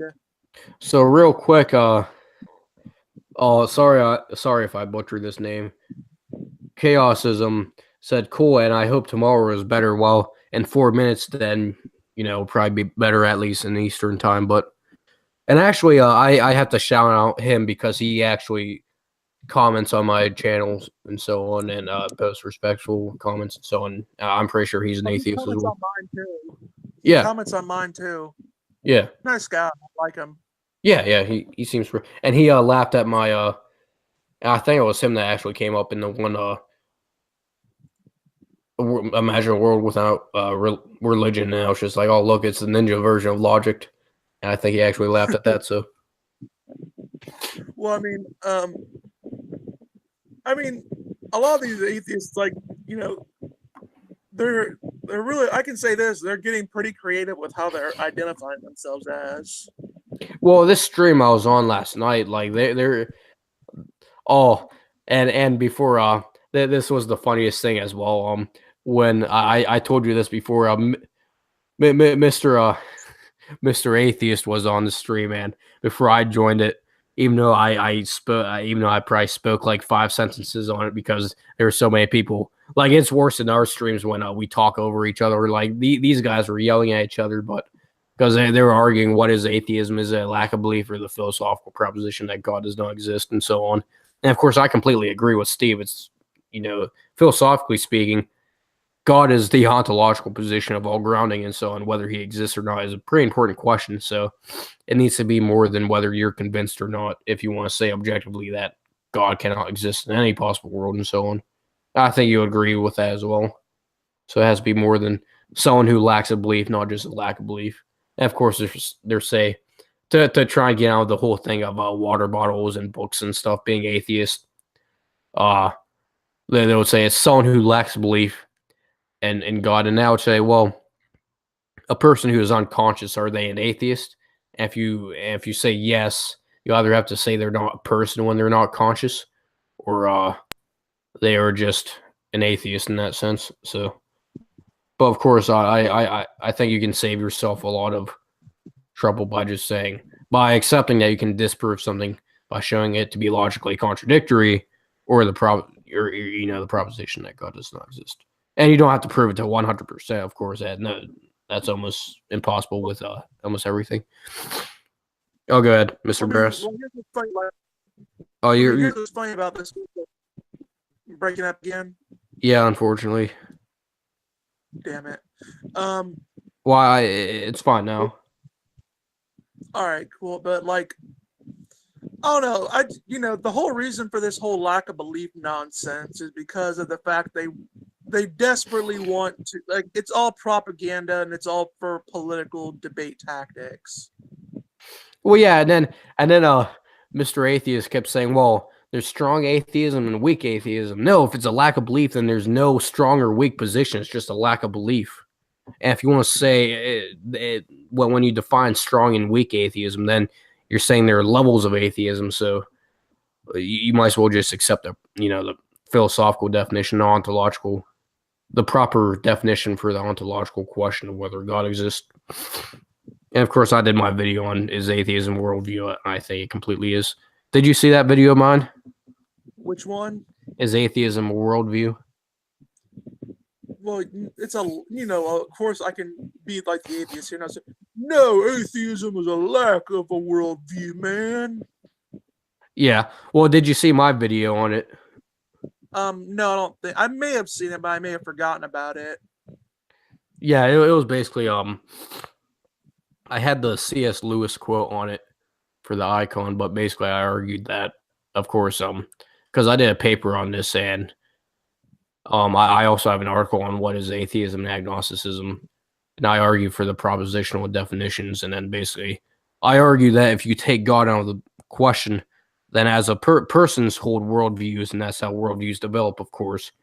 So when you have the idea of God not existing, or you're just not convinced that God exists, even if you take the I'm just not convinced that God exists, which is more than just a lack of belief. It'll just be I don't believe that God exists, I guess. But even when you take that, you connect it with other ideas such as origin, which would be how do we get here? Obviously, you don't view God as behind. You would view neo-Darwinian evolution and all that good stuff, and whether how you view the universe began to exist. And then morality, obviously, atheists would view morality without God. Purpose obviously would be either nihilistic or you give yourself purpose, which would ultimately, logically speaking, would still be the same thing. And then destiny would be we either don't know what happens when we die because we're not sure if God exists or not. If you want to define yourself as an say is not a coherent position to take. I think I also have another video on that. If you saw the icon, I thought it was very funny. But and then with those are literally the four tenets of worldview. And if you're interpreting these things without God, then that's literally by definition an atheistic worldview. So you make that a philosophical framework without God and how you view the world and so on. I know. I mean, I think it's just the whole lack of belief is just ridiculous, and it just needs to really die. I mean, personally, with me, like, I make no small things about it. Like, my whole intention is I do want to ultimately, I want to make anti-theism at the very least look as irrational as possible. Now, personally, like, what I find funny is like with Caitlin, Chloe, and them, they seem to imply that I actually care remotely if they believe in God or not. Like, I have no doctrine that tells me I have to care. But would I prefer they do? Yeah, maybe in the tribalistic sense I would. But I'm like, I'm not required to. Yeah. Well, how do you feel about agnostic atheism? I think it's stupid. You should always be one or the other. Yeah. Did you see my video? Or you may have. I had the icon. It was Charles Xavier. The guy who plays him from the X-Men series, and basically he has a sarcastic face, and then the words are so calling yourself isn't agnostic atheism sort of like bald as a hair color. And it's their whole non-stamp collector thing. It's sort of the same thing like that, except when they use that analogy, it works best with showing these weird positions, which I think agnostic atheism would be. And of course, atheism is. See, if you want to define, and when they say, "Well, I don't know God exists," they mean 100% certainty, which is not qualification for knowledge. Knowledge is justified true belief. So if you want to say your lack of belief in God or believe that God does not exist is not a justified true belief, then you can say that you're just literally believing something without evidence since it's not justified or an irrational belief. Like, no philosopher requires that you have to have 100% conviction for your belief to be true. Yeah. You can simply say like, I reject that God exists, but I don't take that with certainty. Yeah, I take it as beyond a reasonable doubt. I think that's literally the best way for ethics. That's literally my ethics belief summed up beyond a reasonable doubt. Because you can cast doubt on, besides on the law of non-contradiction, I think you can cast doubt on almost anything. Well, I mean, I would say consciousness, but then again, my own position kind of goes against that. Yeah. Well, I mean, I don't think consciousness doesn't exist per se. I just don't think it's really that like fundamental. Yeah, of course I would disagree because you would completely disagree with Johann Ratz then with his argument for idealism and so on. Me and him have gone back and me and him went back and forth for weeks with each other on that. And it got so bad that I actually recommended that we had to go on Dean's show to actually discuss it. I would love to have you guys on my channel. Yeah, I mean, because I would actually somewhat disagree with both of you guys. Well, I would completely disagree with you, but I used to be a pretty big idealist in the sense of, but the same thing. I think in quantum mechanics, I think he makes a good argument for consciousness being fundamental. I take more of like the from my interpretation of quantum, my interpretation of quantum mechanics, I tend to lean more on the many worlds interpretation. Now, what? Again, I'm not too familiar. I admit I'm a layman on quantum mechanics because it can be really confusing. But oh yeah, no one understands what quantum mechanics is. Yeah, what is the many worlds hypothesis? Actually, I have seen that in William Lane Craig's book on Guard. I thought that was the multiverse, but I don't think it is. It's hard to really define. I'm trying to pull up a little article on it, try to see if I can get it better. Because I mean, I could define, but I think I'd butcher it. I think like it goes into the multiverse or something like that. Oh, now I have my arguments against that, but I'm dealing with the top 10 objections to the fine tuning argument article. I'll be doing the video with that. It'll be just like the Kalam one.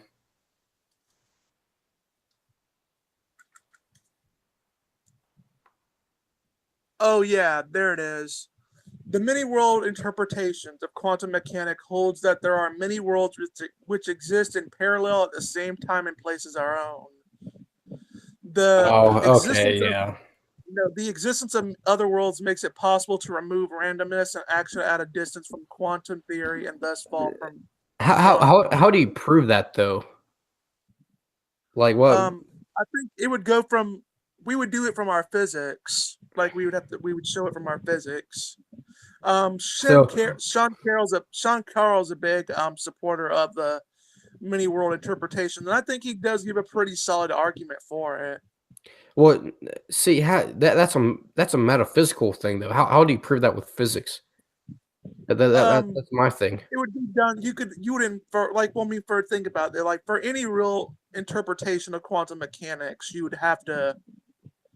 You're not like you're inferring something into it. Well, I think it's more metaphysical, to be honest, from my understanding of it. But I mean, because a lot of the time they say space and time breaks down at which would literally be beyond physics, because physics tends to deal with the interaction between space time and so on.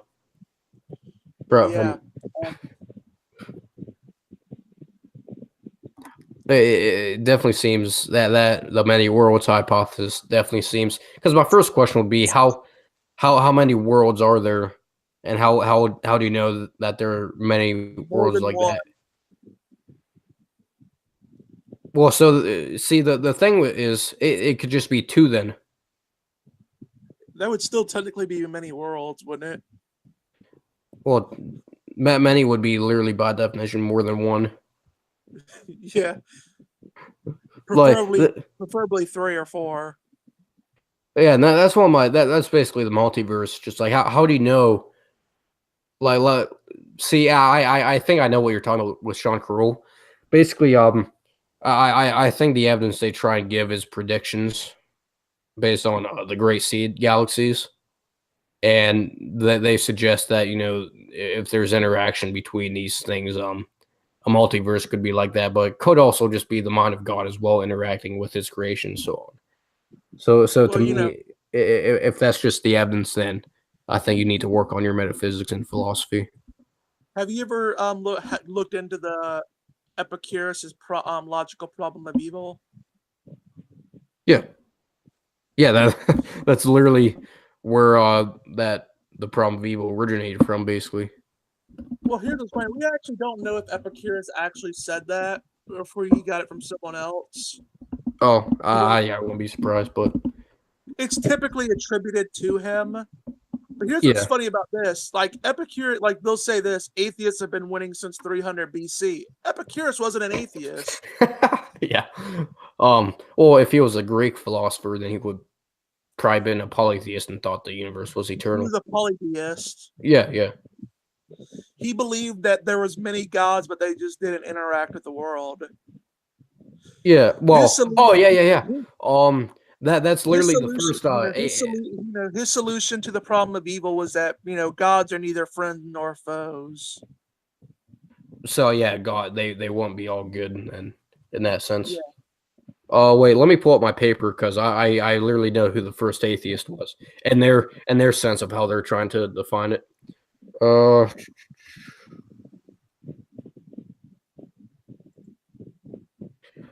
this was like an 18-page paper I did. It's actually on my website. It's called Atheism, Agnostics, and Apologetics. So the triple A discount. But Yeah. uh, I literally have a section. Of course, this is when I use really bad sources, but well, they're just these Wikipedia articles. But Wikipedia tends to be good with history. It's usually with politics where they start to you know all that. So the first when anti-theism originated, that was the French Revolution, but when they want to be like the lack of belief, even though it wasn't the lack of belief in that sense. So yeah, the word atheist is dated to the 5th century BC, and it is man, I am horrible at pronouncing Greek words. Diagoras of Malos, and basically he was the first deist in all reality because he didn't deny that the gods exist. He denied that they intervene in human affairs. So it's not atheism in that sense. It's theism. So that would be when deism, the true deism, when that first started and so on. So really, that's the first win for you, I guess. And then of course, it's believed that he was killed for that. He was either poisoned or executed. Of course, history isn't too good with that, but that's when now the anti-religious stuff is the French Revolution. And the first book to publicly deny the existence of God was The System of Nature. And there's many things. If you go to my website, actually, I can just screen share it real quick if you're interested in checking my first college paper out or my first. I still have like 5 more I have to put on here, but it's on my resources page. I have like 4 papers to put.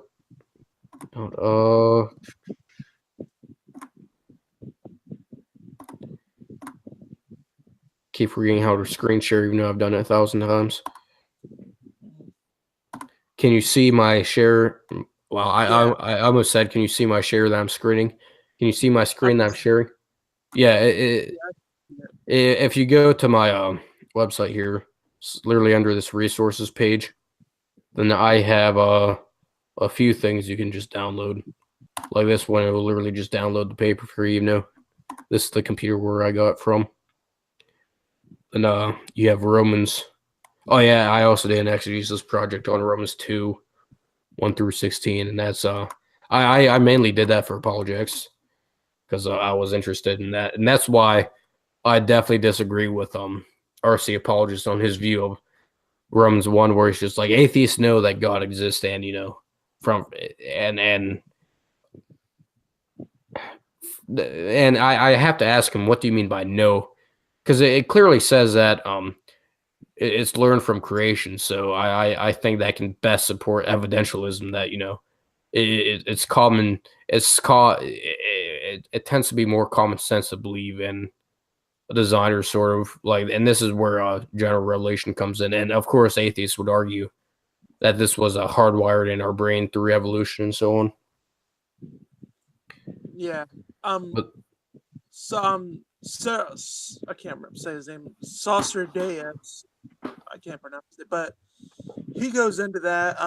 How that's a stupid thing to say because Michael Shermer tries to pull that. what? Oh, the lack of belief thing. What's the No, first he atheist? tries to pull that. He tries to say that that theism came about Oh because yeah, of yeah, yeah, evolution. yeah.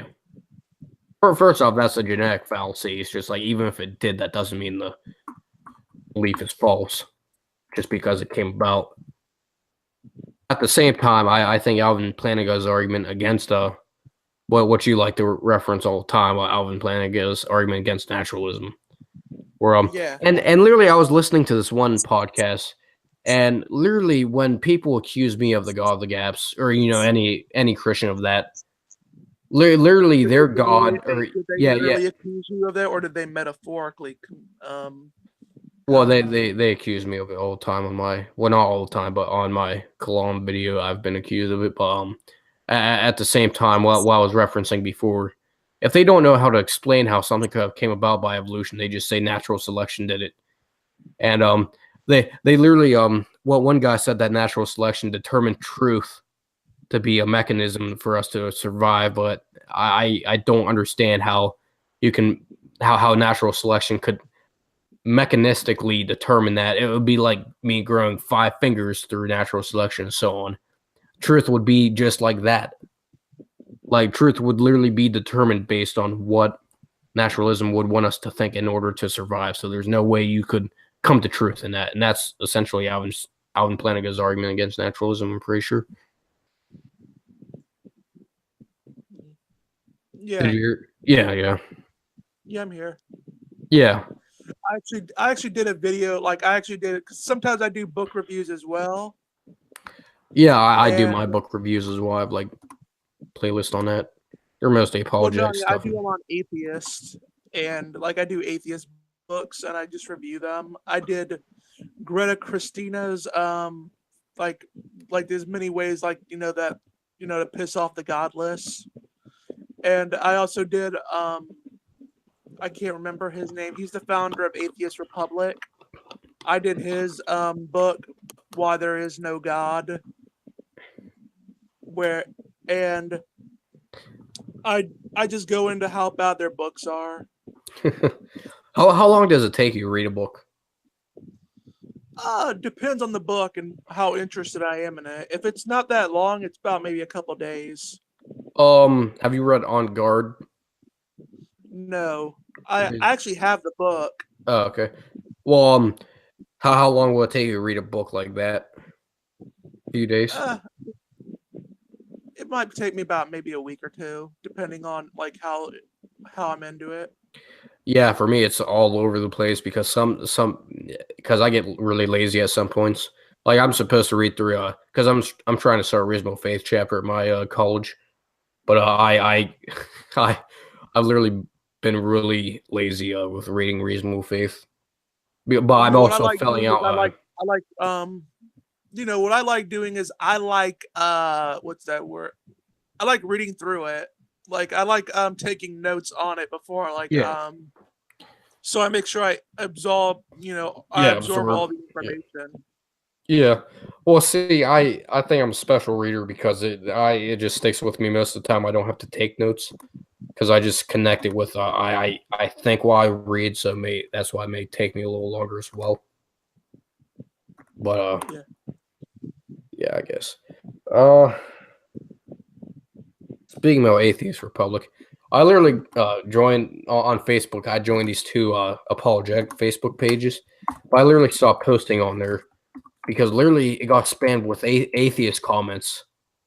And like one I posted my fine tuning argument article, and literally before the person even read it, they were just like, "Yeah, this article is trash. Bring it when bring bring something that you actually wrote, and it's just like, I did write the article in the first place, jerk off. He didn't even read it, but just like, oh, and I literally looked up his.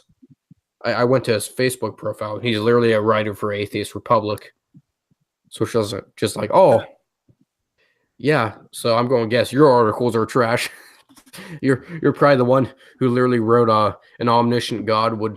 How can an omniscient God not know what bat is? Yeah, probably. Yeah. And then his critique, he literally tried accusing the fine tuning argument of the observational phenomena. You know, if we weren't here, then we won't observe that. But of course, that's question begging in the first place. That's sort of the point of the argument. Just like we know these odds are statistically improbable, but yet we're here in the first place. And they literally just say, well, if we weren't here, we wouldn't be able to observe that. That's the point. Yeah, And I mean, I give the analogy, and I increase it. Imagine if you have 100 trained snipers from 10 feet away, and they're going to execute you. They all miss, you know, and I would argue that it's impossible for all of them to miss from 10 feet away. If their intention is to kill you, it's impossible. But I would say it's like very improbable. But just because you observed it, that you were there, doesn't mean the event was very highly unlikely. The conclusion you would come to that was rigged and fixed. yeah, I mean, I sort of like William Lane Craig's version of it, where he says, "Imagine having a billion um balls inside, like in a lottery, Oh yeah. and And you then, don't." well, oh, that's also another. Actually, I have my document that I'm working on with it. I've been really lazy with this article because I've gone to it on one night's. Like, it's going to be much better than my column dealing with the top 10. Did you see my article on dealing with the top 10 objections to the column? You saw the video. I've seen I've seen so many objections to the column, and they're all garbage. Well, did you see my video on responding? I Dealing with don't. I the. think I may have seen a minute or two of it. Yeah, I took like some of the worst objections, and I took a few decent ones, I guess. But most of them were not good. And then I did the infamous "Who Created God" at the end, and I have an article on it as well. I do these articles first, and then when I do these videos, I have my article in front of me, and I just read off basically my main points in them. Yeah. Yeah. So right now I only have two objections in the fine tuning. Like one I'm working on now. Well, one I'm going to do is, you know, when the dark matter objection, where it's just like, oh, if God was omnipotent, then why would he have to fine tune a universe? And I'm going to essentially argue that you have to be omnipotent to even make a universe and fine tune it in the first place. So, or very powerful in that least. Yeah. Uh, Jacob, who commented, I don't know if he's still watching, but he has much better objections to the arguments.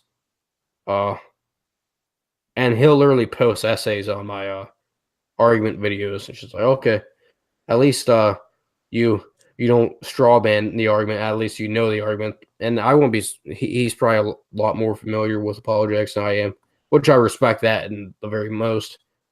When you come to know your final decision, you actually know what uh the arguments are and so on. But he's very Yeah, I mean, philosophically. it's always good to have someone that actually, that actually took the time into learning the argument before they Yeah, mouth off a formula to say debunked, yeah. which is literally what rationality rules does. And then oh, can you guess the two? If you can guess the two fallacies he literally uses in all his videos, if you can tell them to me, I'm going to laugh. I would say like he uses like for the kalam, you mean? Oh no, Like, just generally speaking, literally every argument he debunks, he literally uses the same two fallacies, and he doesn't even know how they actually are used as fallacies. I just laugh because they end up being fallacies whenever he accuses them of being fallacies. well, I could say the nominal fallacy is like when an atheist Oh, does like when an atheist says like something is debunked without actually demonstrating why, they assume that just saying Yeah, a fallacy, they just yeah, assume saying a fallacy is demonstrating that it is fallacious. yeah. His two favorite fallacies to try and use are the argument from ignorance and then black and white fallacy. Yeah, like But he, literally. yeah, yeah. If you know what I'm talking about, then the black and white fallacy. He literally he literally says just because you can't name a third option doesn't mean those are the only two options. That's sort of the point. If you want to accuse it of false dichotomy, you literally have the burden of proof to show it's a false dichotomy. You give the third option, you break the horns, you show that is a false dichotomy by giving the third dichotomy, not just by saying, well, you can't think of a third one, therefore, those are the only two options. That's literally an argument from ignorance by itself. Yeah. But, of course, he'll probably do a video response to my video response called Debunked Video Response and be like, yeah, black and white fallacy and argument from ignorance. Yeah, I mean, I'm already gonna bet you this. Like, the next time that Non Sequitur Show does a question and error thing, I'm already gonna bet it. I'm already placing the bets on it. I'm gonna bet one of the questions that they are going to ask, and they're gonna say is, "Well, how do you know that you came to Christianity through the right reason, and you're not just believing because of the fact that you were born into a society where Christianity was widely accepted?" Yeah, that was literally four of the questions on and did you see the response on my channel? I hope you You did. know what I wait? Know what I always find? I actually posted that on my Twitter. I posted. Oh, cool. I love it when an American atheist says, accuses says that the only reason why someone's a Christian is because where they were born. When Yeah. they don't realize that they're a counterexample for their own claim. Yeah, it's just like, oh, uh, and You were somehow born in they're you were born in America, and you're an atheist, so well, you're a literally, counterexample. You're a counterexample for your own claim. yeah. Well, no, essentially, they're somehow the only ones who thought for themselves in America, because but then they want When to I say, said atheism I on can the easily rise. pull that I can easily pull that on an atheist. I said, Yeah, well, if you were born in China or the Soviet Union, you'd most likely be an atheist. Therefore, atheism is debunked. yeah, and of course, just the genetic fallacy. Well, Well, some yeah, will just say, well, that's just why you're a Christian. They're not. Some will not necessarily say therefore Christianity is false to try and avoid the genetic fallacy. But again, all they're stating is possibly how I became a Christian. Of course, that's not the case with me. I was born in a Christian household, but there was a time when I was just like, this stuff is starting to, not seem true and so on. And that's when I came across apologetics and so on. I mean, here's what's funny. Like, just saying how your opponent came to their position does nothing for the actual arguments of the position. Yeah. Like, for example, it'd be like if I'm having a debate over you, what is better, communism or capitalism? And you just told me, and you said, well, you're only defending capitalism because you were born in America and not Yeah. Russia. I said, well, so what? That still doesn't affect my arguments. Yeah. Have you seen I said, Steven Crowder's yes, and shirts? yeah, I completely agree. The only reason why I'm defending this is because I was born here, but still, my arguments are there. Yeah. Have you seen Steven Crowder's shirts? They were it has a picture of Rambo or him dressed up as Rambo and it says socialism is for fags. Have you seen those shirts? No, I haven't seen those, but I mean, Oh, I disagree with Steven Crowder on a lot of stuff, like oh, climate some things. change. Yeah, some things I think I typically agree a lot with his political views and so on. I typically agree with most of his stuff. I just think his channel is funny and so on. That's why I literally watch him because he makes politics funny. Mhm. I need to look Yeah, I up this mean, shirt. I It's just funny. don't like. I don't his scientific views. I'm not really much of a fan of. Well, I think he completely lacks philosophy. Well, yeah, Oh, I I mean, because climate change, man-made climate change is, completely accepted. There's just no question on it. uh Like, well, how'd you 99% of people do it. Like 99% of scientists agree with it. uh How would you explain the expanding ice caps?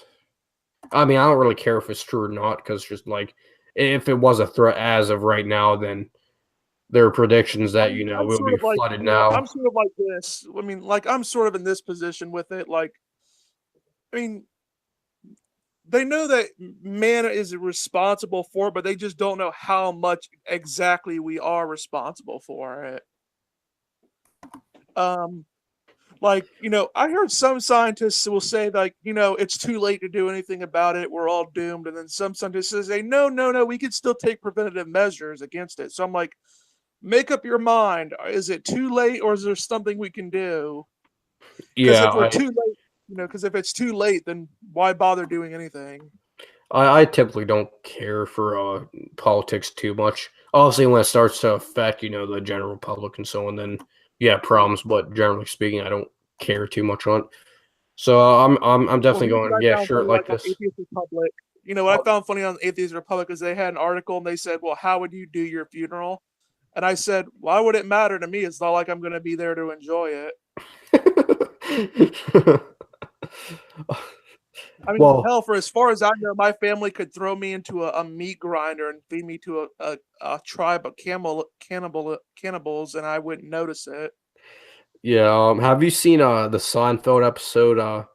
And it's like in the first season, but basically they're talking about funerals, and George is talking about if you're a spirit, do you really care if someone is going to if you can travel across the universe? Do you really care about if certain people will show up to your funeral? Or are you gonna be like in the back door and be like, man, I can't believe they didn't show up? I sort of laughed at that. Yeah.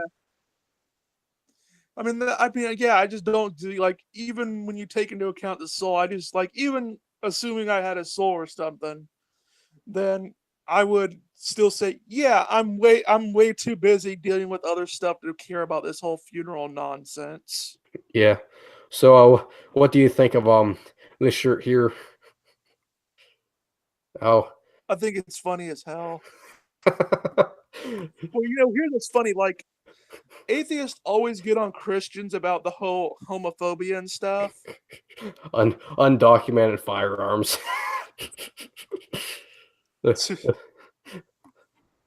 I love his change my mind videos because he goes to the all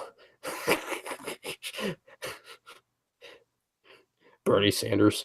Oh, have you seen his Bernie Sanders impressions? Yeah, Oh my goodness, they're oh I just his impressions are just funny.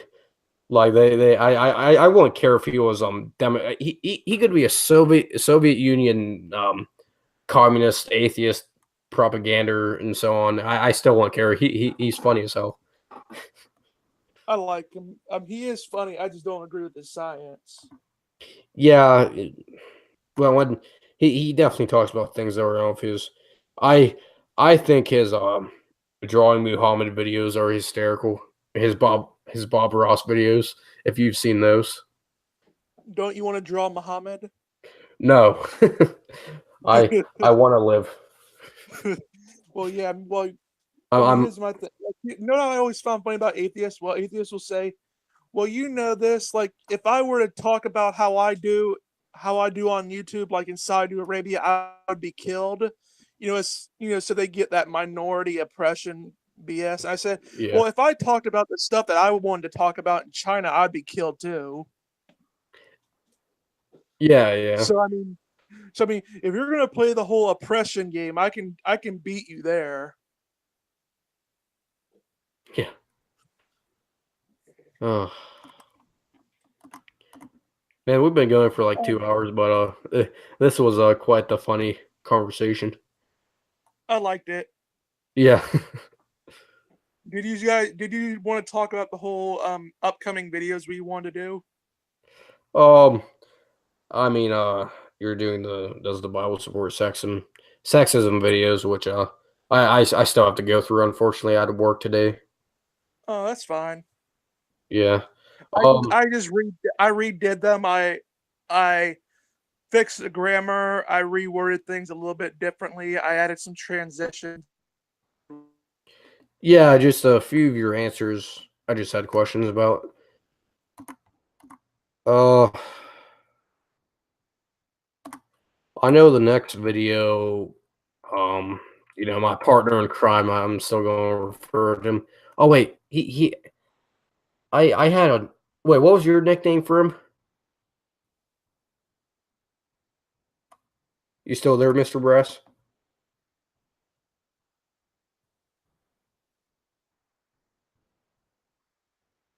You are. Oh, you are. I Yeah. I think that's the way he wanted me to start calling him on you are, because that was sort of funny. Then Yeah. John the Apologist. Yeah. That's I have nicknames for everyone. Mad Max, Blanco Indian. Um, is that White Engine? yeah. What's deflating atheisms? Oh, Rob the Deflator. Uh, oh Um, I got IP. I got Mike the Inspirer. yeah. Who man? There aren't For that many YouTube apologists like like our Andrew. channels. You know, What do you think of my what is philosophy video? I thought it was good. I actually commented in it. Yeah, I did see that. I've just been sort of lazy with responding to comments. Well, yeah, I literally I went to Oxford Dictionary and I No. typed in philosophy, and I literally just put the definition in the comment. um, what I the took the question in the title very seriously.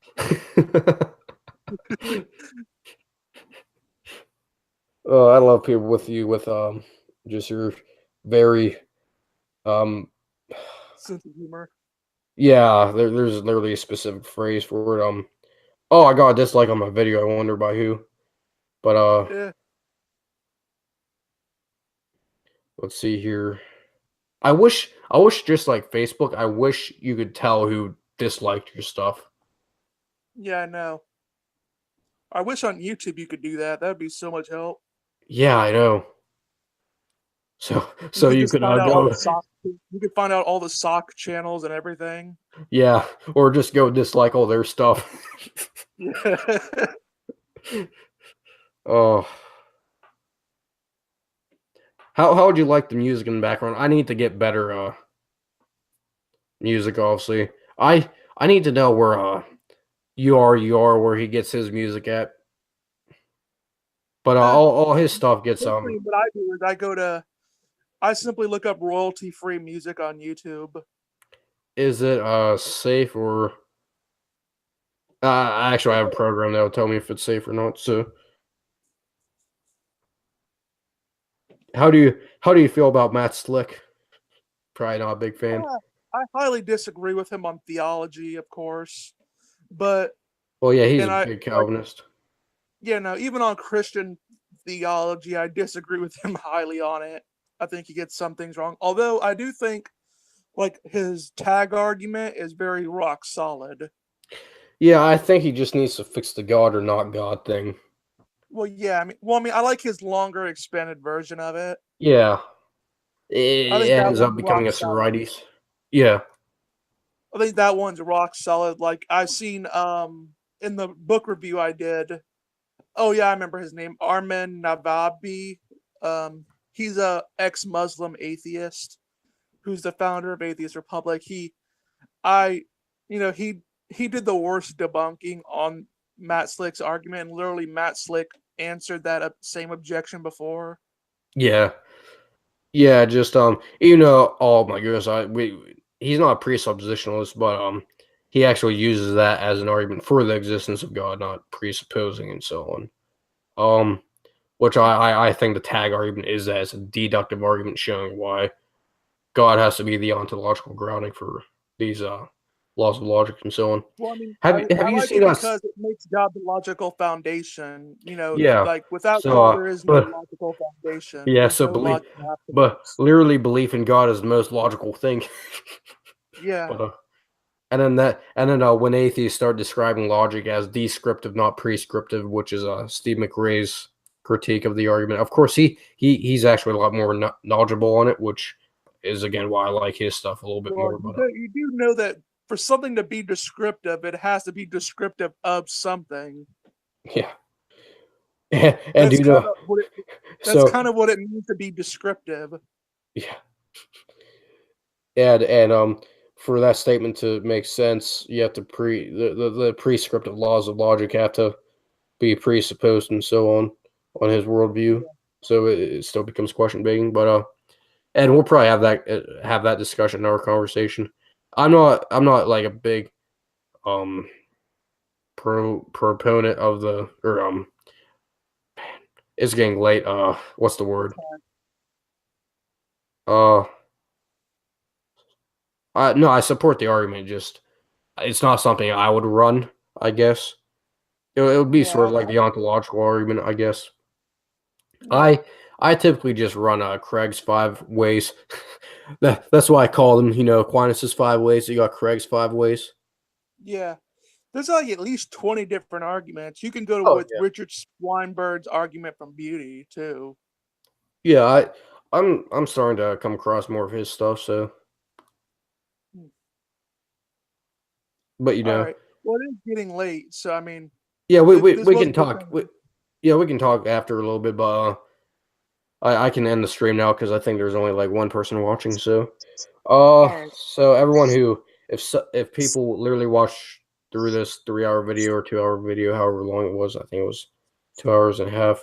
Go subscribe. Actually, don't subscribe to Mr. Brass. Why would you want to do that? And definitely don't check out his burden proof video. Actually, go dislike all his stuff.